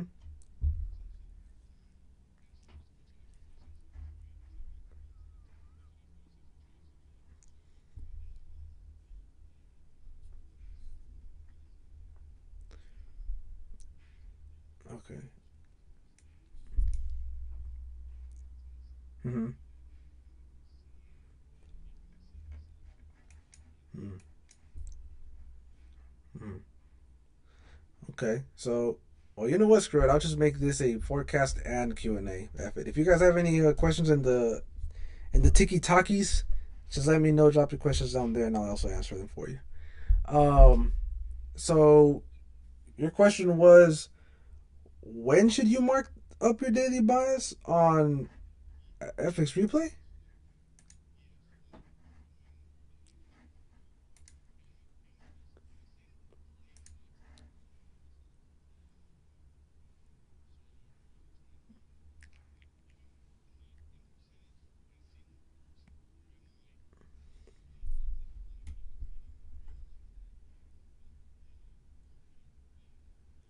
Uh, well, okay. So when you're back testing, uh, how should I put it? So if you're already back, so this is the way I should put it. If you're back testing a specific strategy that is already laid out, for instance, what I mean by laid out is if any trader strategy that you're following, and you're like, okay, this is their strategy, this is their plan. This is what they tell me to do and go for. Then when you go on FX replay, what I want you to do is just hit the replay button, right? Do what you got to do for the days or set up however many days you're going back in time for, and just mark everything up, every single, like as if it was a real trade every day. Mark everything up. Uh, do your analysis, do your weekly, daily, etc., and just back test to and follow like the entries, follow the RRs that they recommend. Target the areas that they recommend to target, all that stuff, and then just get good at mastering the strategy. Now, when you're making like your own strategy, then that's when uh you will backtest not for the purpose of mastering the strategy, but to understand it. So when you're backtesting, you're trying to see, okay, what is the optimal RR? Okay, for this day, I would have only caught a 1R. Okay, let me go back and let me put it 1R. So that way it'll be registered in the system. Next day, okay, this is where I would have entered. Okay, I see. I would have caught 2R instead of 1R. Okay, let me go back real quick and then just go up in 2R. And then you'll little by little realize, why is it that I'm only making 2R here, but I'm only making 1R? Oh, it's because of this. Then you write that down. Okay, so why is it that why is it that I'm losing on these days? Oh, it's because these days I'm seeing this, or it's just because of the fact that it's like a Monday. Okay, see why I'm getting so many losses now. It's because on Mondays I'm not supposed to trade. Mark that up. And then you're slowly understanding your strategy and even optimizing it. You say, okay, I'm seeing that on Mondays, statistically Mondays, I'm more likely to get, let's say 2R, right? So now when you're back testing it, after you're done like getting at least 100 or 300 trades, you can re-back test, but this time you're back testing with optimized, yeah, all that data in mind. It's already kind of optimized. Now you're just back testing to master that strategy. Now you know, okay, on Mondays I'm gonna go for 2R. On Tuesdays I'm not trading. On Wednesdays I'm only gonna go for 1R. On Thursdays I'm only going to trade through this specific time window. Stuff like that. I don't know if that makes sense. Okay, okay. It's all good. It's all good. I don't know if like if you heard or not. Yeah. Besides, this is already recorded on the live stream, so if you forget, you can always just rewind the live stream.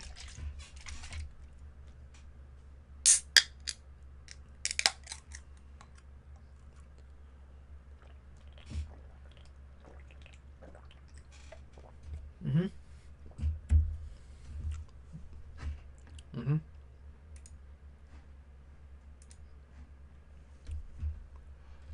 Yeah.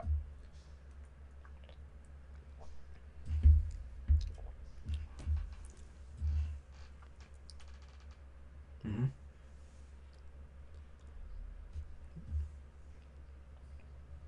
Mm-hmm.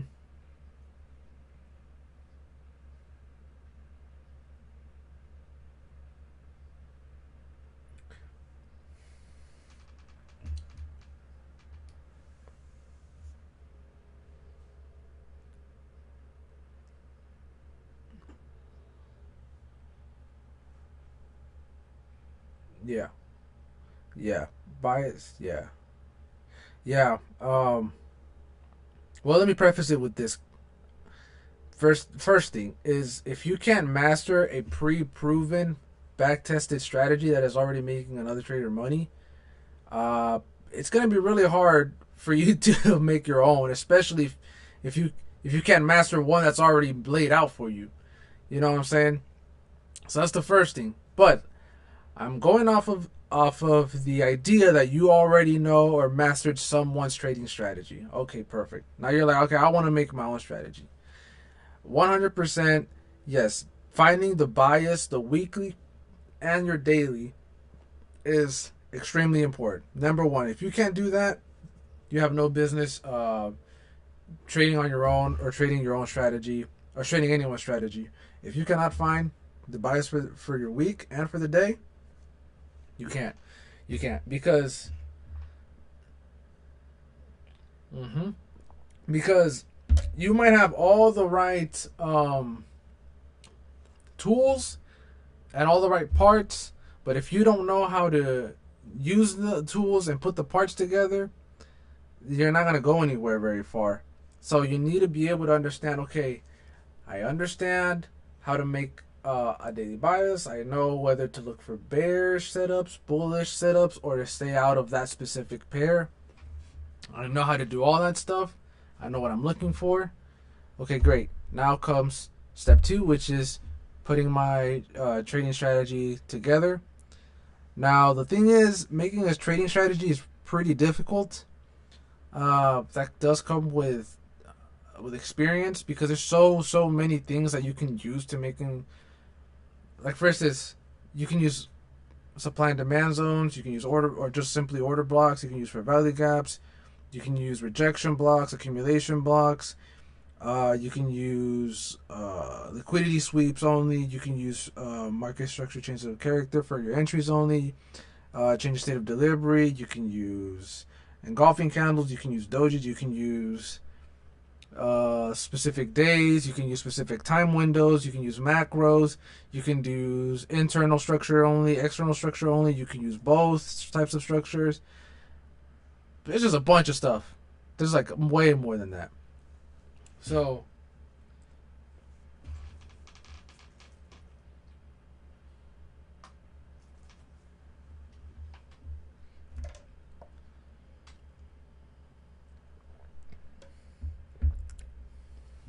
mm-hmm.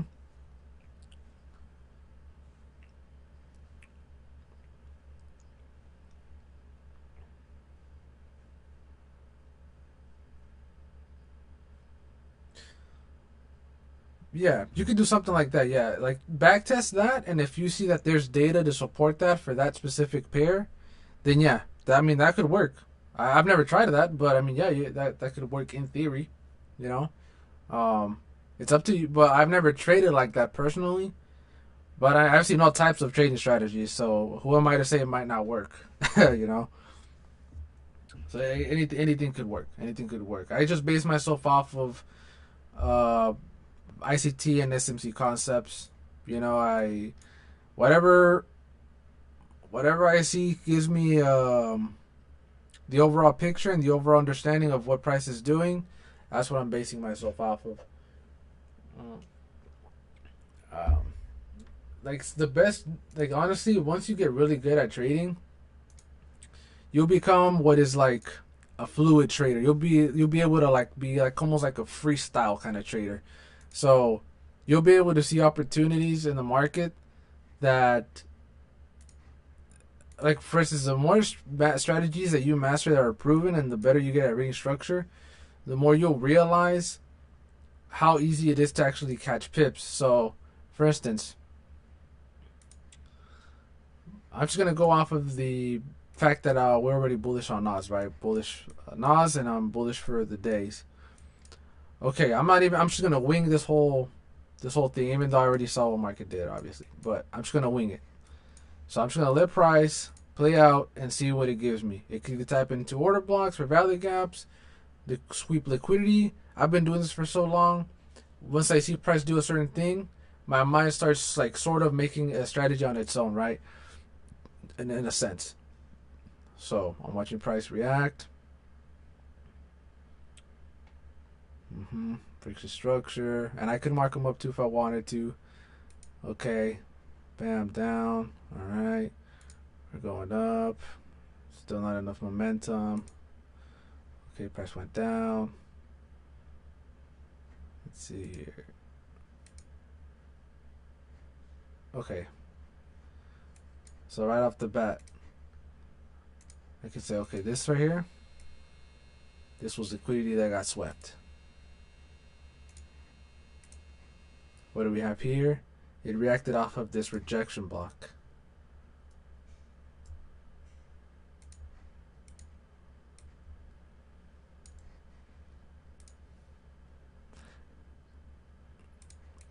It's like an order block that's only using wicks, and you're seeing price reject from it fairly quickly. It doesn't take too long for price to reject off of it. No, it just I just use it to support my bias. That's all. If I see price react off of a certain area, I'm like, oh, okay, that's probably why I did it, because there's a rejection block here. So maybe the rejection block's the reason why price did what it did. So what do I see here? There's a demand zone. Price probably tapped into the demand zone again. Wait a minute.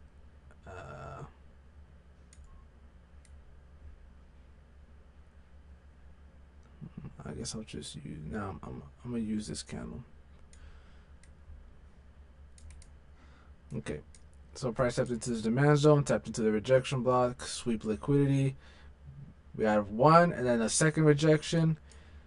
So it looks like price is rejecting pretty quick with some pretty good force. So I'm just gonna put my stop loss under here. And since I'm on the 15-minute, I'm probably gonna have to hold it for a little while.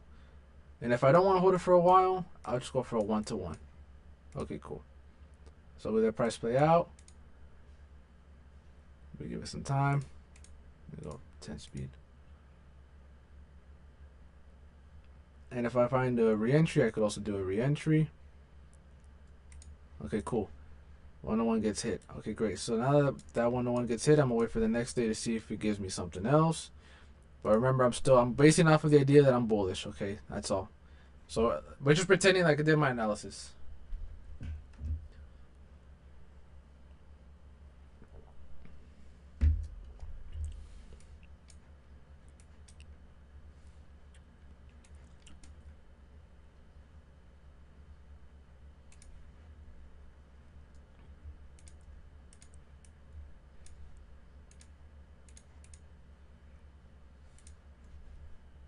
Oh, this one?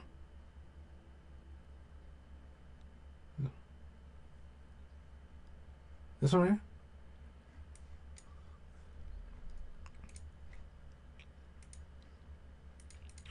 Yeah.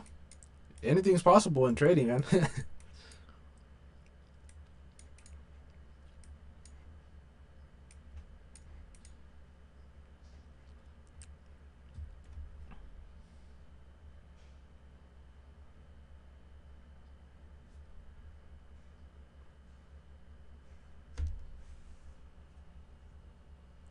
uh, Honestly, like that's the thing. Trading is so subjective. I could say no, man, because, and then I'll tell you no because of my personal experience and from what I've seen, right? But then you might say, well, I'm still gonna do it, and you might actually end up making good strategy, right? Because there's people that think ICT is bird poop, but they've never personally traded it or they never gave it a shot. They just think, oh, it's bird poop because from what I've seen, and then they end up making their own strategy that is like the weirdest thing in the world, but it works. And for instance, E-Man Trading is one of those people that does not like ICT or doesn't think that smart money concepts work.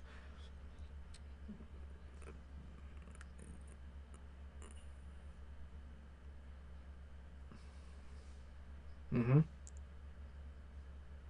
Mm-hmm.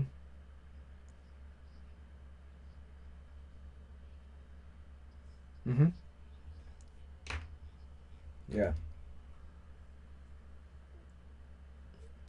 Yeah, that's what I'm saying. So like, I don't want to say no, you can't because I might think, oh, no, that's dumb, but in reality, it might actually work.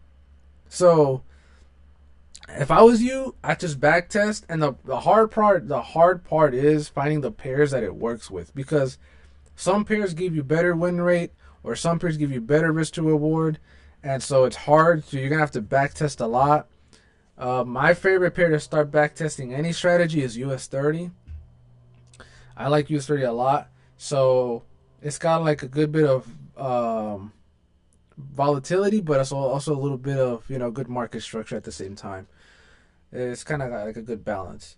So that's the pair that I like to backtest most of my strats on to begin with. But it's up to you. You have to be the one to get the data yourself because I wouldn't be able to tell you yes or no. It would have to be something you need to do. But yeah. But what was I? What were we on?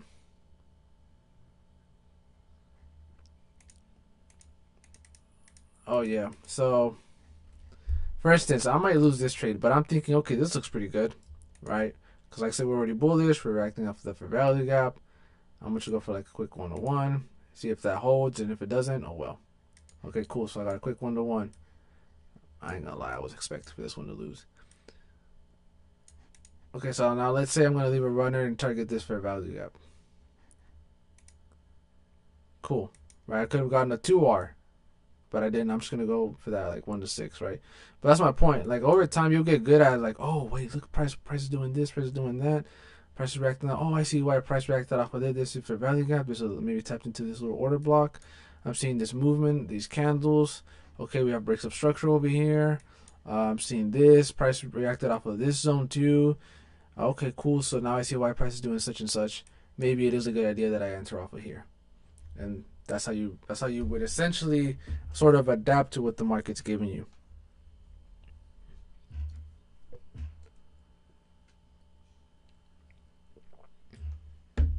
It can.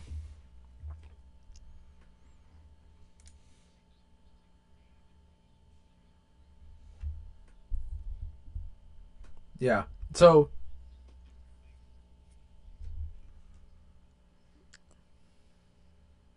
mhm,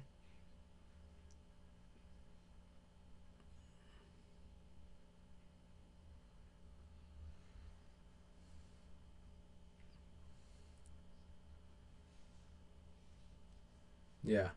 So, in one of my videos, I kind of answered a Q&A on that, and my answer was there's no actual true way to know, like 100% rock solid way to know if a fair value gap is going to be completely respected or completely invalidated. Because, like I showed you before, price reacted off of this fair value gap, right? It didn't close below it, but it went back over. The only way we truly know, okay, this fair value gap is actually respected is once we see a bunch of price action. I can only assume it's going to be respected by what this is telling me. If this has a hard time breaking through it, I have pretty strong conviction that it's going to hold. But if price were to do something like this, to where it bounces off of it a little bit, like the bodies close under it, I might say, okay, maybe this fair value gap is no longer good.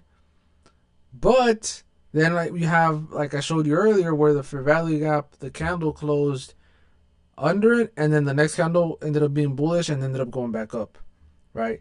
So there's no true rock solid way to know if it's being respected. The next thing you can do to sort of give you a better affirmation or confirmation of it holding is if you have an order block under it, right? If you have an order block under it, um, near the fair value gap, and you see price didn't, yeah, you can use that as an extra confidence to say, okay, the candles didn't close under this demand zone or didn't displace under this demand zone, so we're good, type B, you know.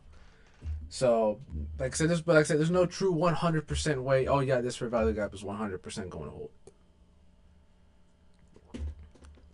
That's just the truth. We can only make deductive reasoning, uh, educated guesses. That's it. Uh, but yeah, man, I got time for one more question because I have something I got to finish up. But I actually am working on a new strategy, by the way. I'm trying to get all the data for it. It's going to be a little easier to trade with. So you guys, I know you guys are going to like it. I already got the ERL to IRL, so I'm going to upload some case studies for people to look at as well.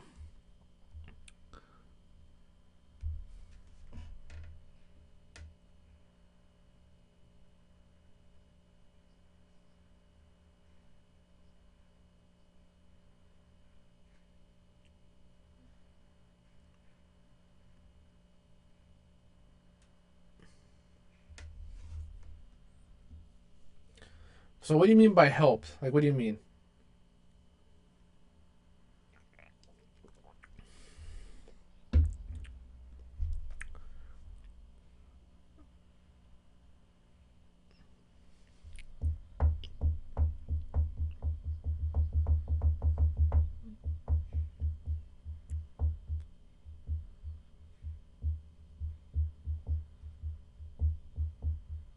Um,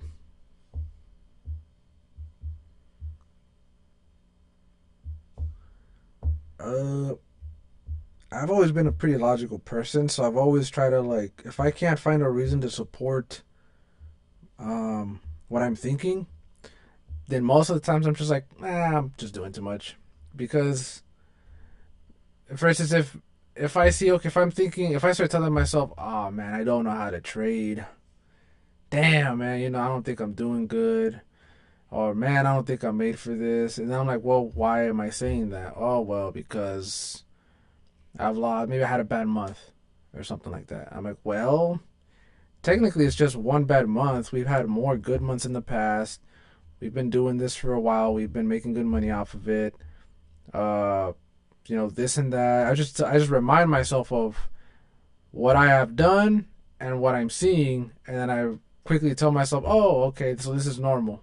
It's normal for me to be performing this bad. I've already went through that. My data that I've collected and the stuff that I've experienced has told me, yeah, we've been through this. This isn't the first time we've had a bad month. Oh, okay, so I just gotta keep going then. I just gotta keep going. And it's normal. Not only that, you also gotta understand there's no such thing as the perfect trader because the perfect trader never loses. No such thing. There's always gonna be a trader that loses something, whether it's one loss, two losses, three losses, whatever. There's no such thing as a perfect trader. Even then, you also got to keep in mind, even bots that are non-emotional, even they lose. Yeah, exactly. So that's the only thing we can do. We actually have the advantage of being better than bots because we have the cognitive ability to see if this may or may not work out. And not only that, like if you notice, like a lot of the ICT traders, they outperform trading bots by a huge margin, or at least they claim to. But at least from the ones that I've seen that are legit traders, they trade a lot better than bots. And another thing too, we need to stop setting the bar so high as to what makes a good trader good. If you're seeing that throughout the year, you ended up, like for instance, if you ended up beating the S&P 500, bro, you're good. You're a profitable trader. You're profitable. Like even if you're one, like I think the S&P makes like a 5% return or something like that. I can't remember how much is the percentage on S&P per year. So if you can make at least like 1% a year, you're technically profitable. If you can make 2, you're technically profitable. 3 or 4 or 5 or even more than that, you're technically profitable. You're a profitable trader by definition because you ended up with profit. You closed the year with profit. So the problem is we tell ourselves we're bad traders because we compare ourselves to other traders. First is there's traders that make way more money than I do, that make way more percentage gain than I do.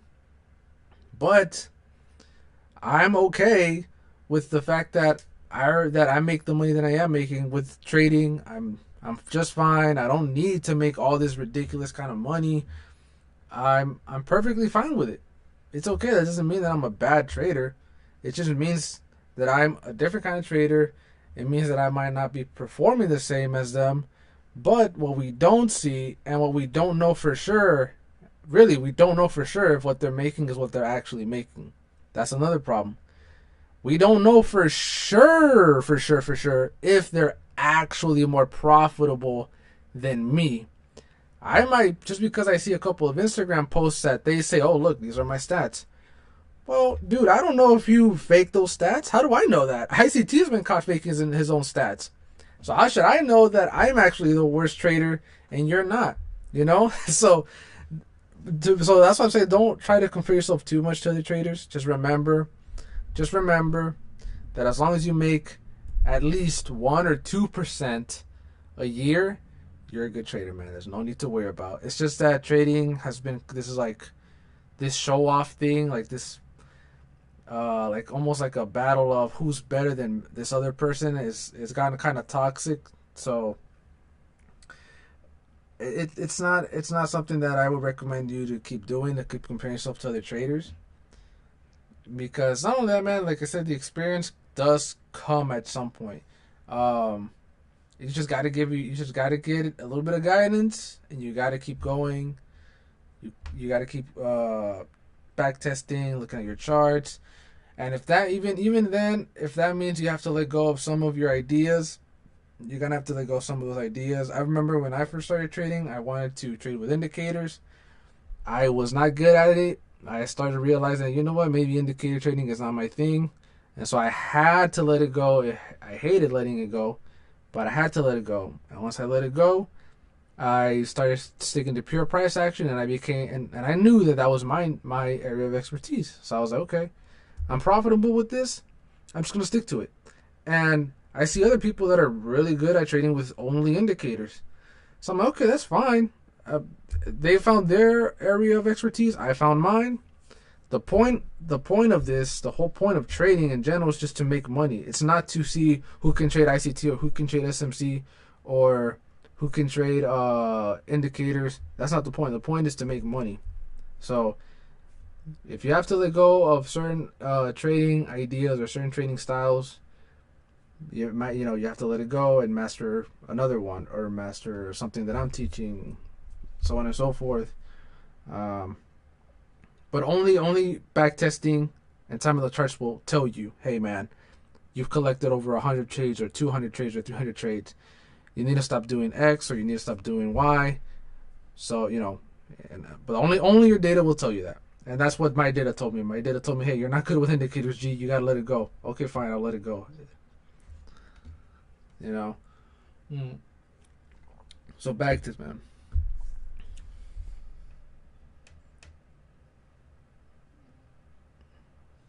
Mm-hmm.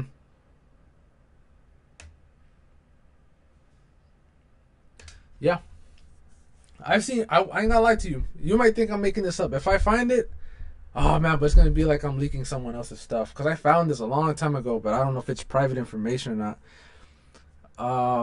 I'll just say this. I'll just say it. I'm not gonna name traders. I don't want to get in trouble.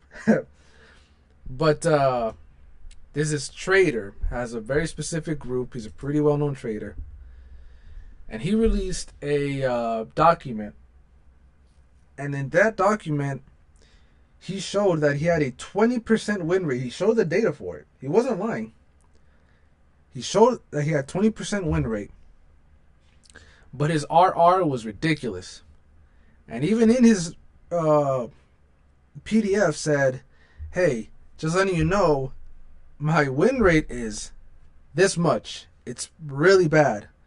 But my data shows me that by having a minimum of this much RR and a maximum of this much RR is what makes the strategy work. So 20% win rate, insane RR, and even then, somehow that thing was still profitable, but it made sense because all the data was there. You could look at all the data. And so I was like, okay, that's interesting. So all you really need is to find what you want. You want high strike rate, low win rate, or you want high win rate, and you want high strike rate, low RR, or you want high RR and low strike rate. Or do you want to find sort of a balance in between the two? Which one do you want, right? So you're still sacrificing a little bit of something, regardless. You're still sacrificing a little bit of something. But it just depends on what kind of trader you want to be. Um, that's also another reason why I like scalping on the 15 minute because it kind of it kind of helps balance itself out too in a way because the price action is a lot better. I can rely on the data a little more.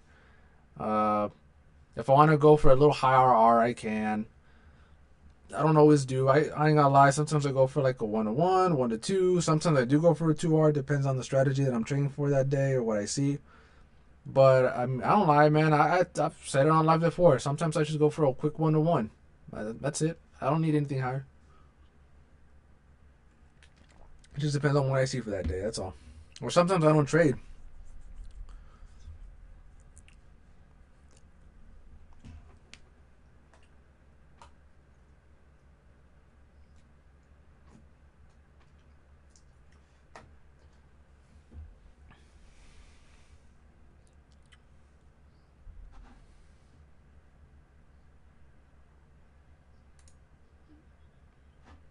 Mm-hmm. Yeah, man.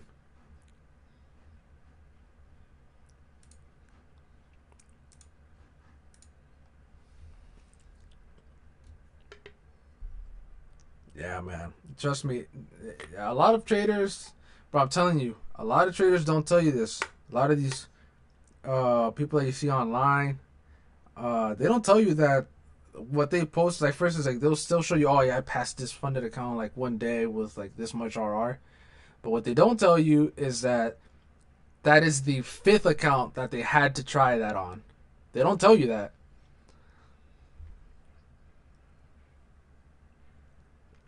Yeah, they don't tell you that kind of stuff. I first on my video where I passed that when I passed the challenge, I think in one day for Funded Pro, I said it on that video. I said it took me two failed accounts, and this is the third account. This is the third account that I used to pass it in one trade. I said that on the video.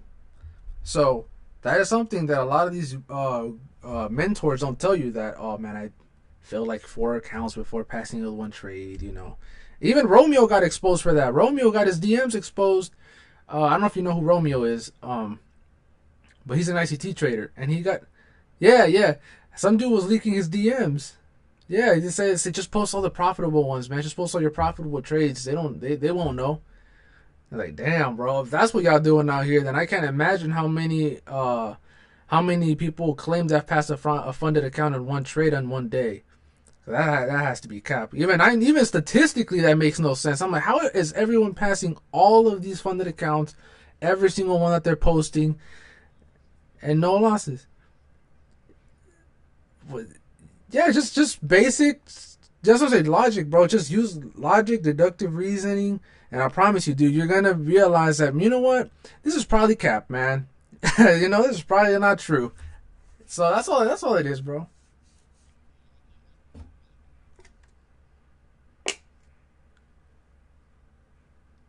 Mm-hmm. Yep.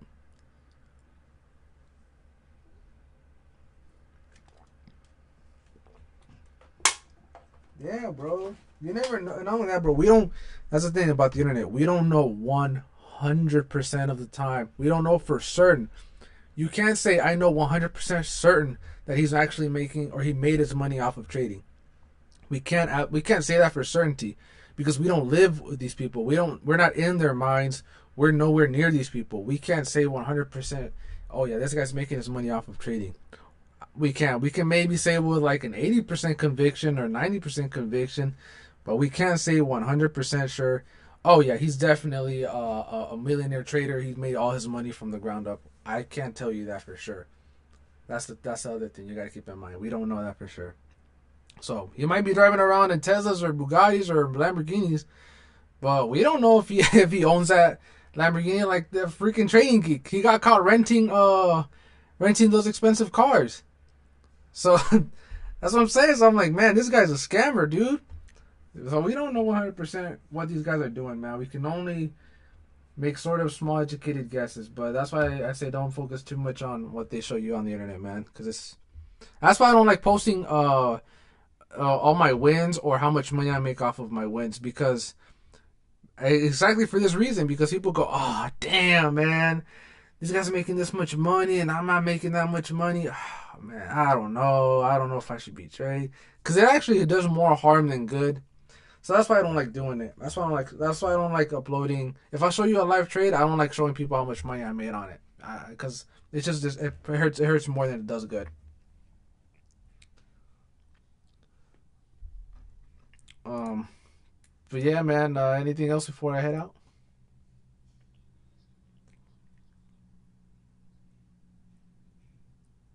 Yeah.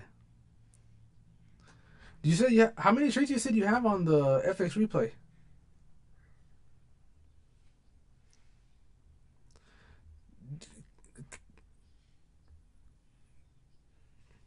Yeah. Can can you show me your stats? Is there a way that you can see your screen?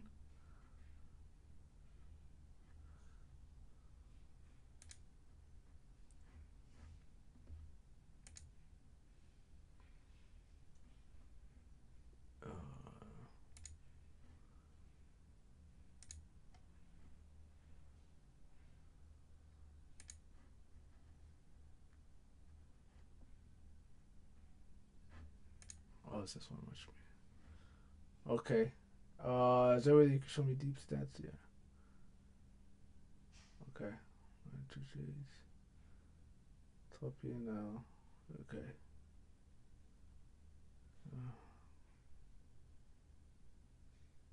Mm-hmm.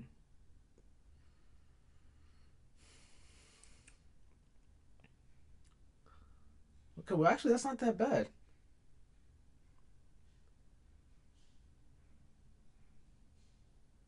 Okay. And what time frame are you using for your entries?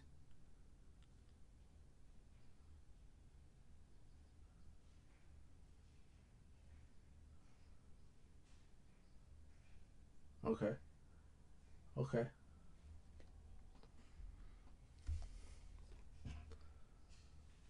Mm-hmm.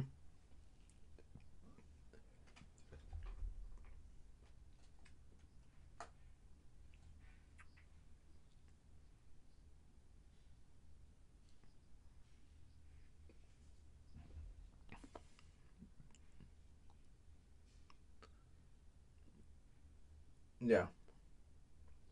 Okay. Well, that's not bad. I mean, uh, realistically, if you want, I would recommend trading from like 7 a.m. till 3 p.m. Looking for trade setups in there. Yeah. But I mean, other than that,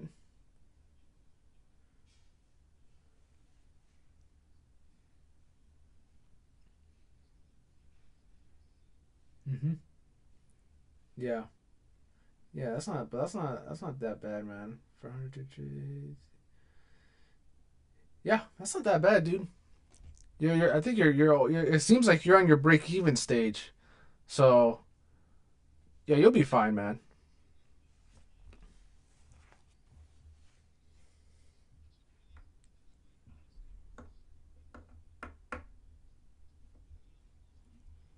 Mm-hmm. Mm-hmm. Mm-hmm.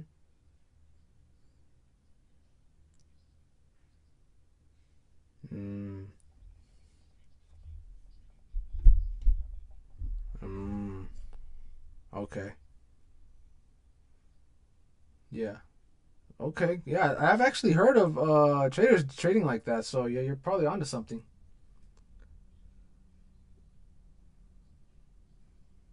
Yeah. Yeah. Yeah. No, yeah, you're good, man. You're good. Yeah, I don't see anything to say. Yeah, man, you're cooked. But no, man, it seems like you're definitely your break even stage. So I would say you're on the verge of ending up with something, man. Definitely. Yeah.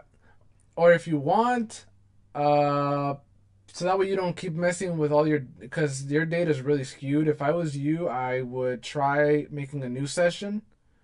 Yeah, and use all the new knowledge that you have now, because you'll probably end up being a little bit over in profit at this point. So I think that's probably the main reason why you haven't seen your stats change much, because you have mixed data on mixed ideas.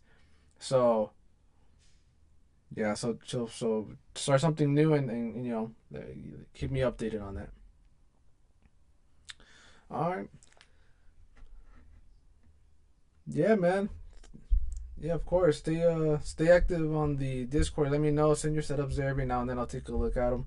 And keep an eye on the announcements, because I may or may not do a full on Q&A today. I might not, because I already went over my time that I was gonna do this for. But maybe sometime tomorrow, or throughout the week. Sometimes time slots open up, so I'm like, you know what? I have time to maybe do a Q&A, a live Q&A. I'm actually planning on doing a Asian session stream, so you'll be seeing me live trade on the Asian session. That's also another goal of mine.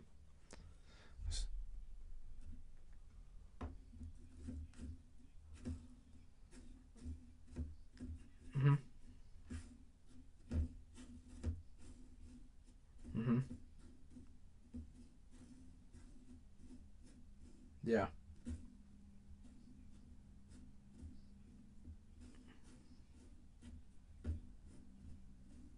Yeah. Yeah.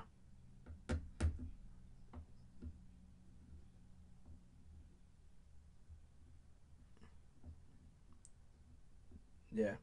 Yeah. Yeah, definitely, man. Yeah, back test or start a new session, and then I promise you, bro, you'll be surprised at how much you've gotten better at it. So keep at it, man. I guess I'll see you soon, man.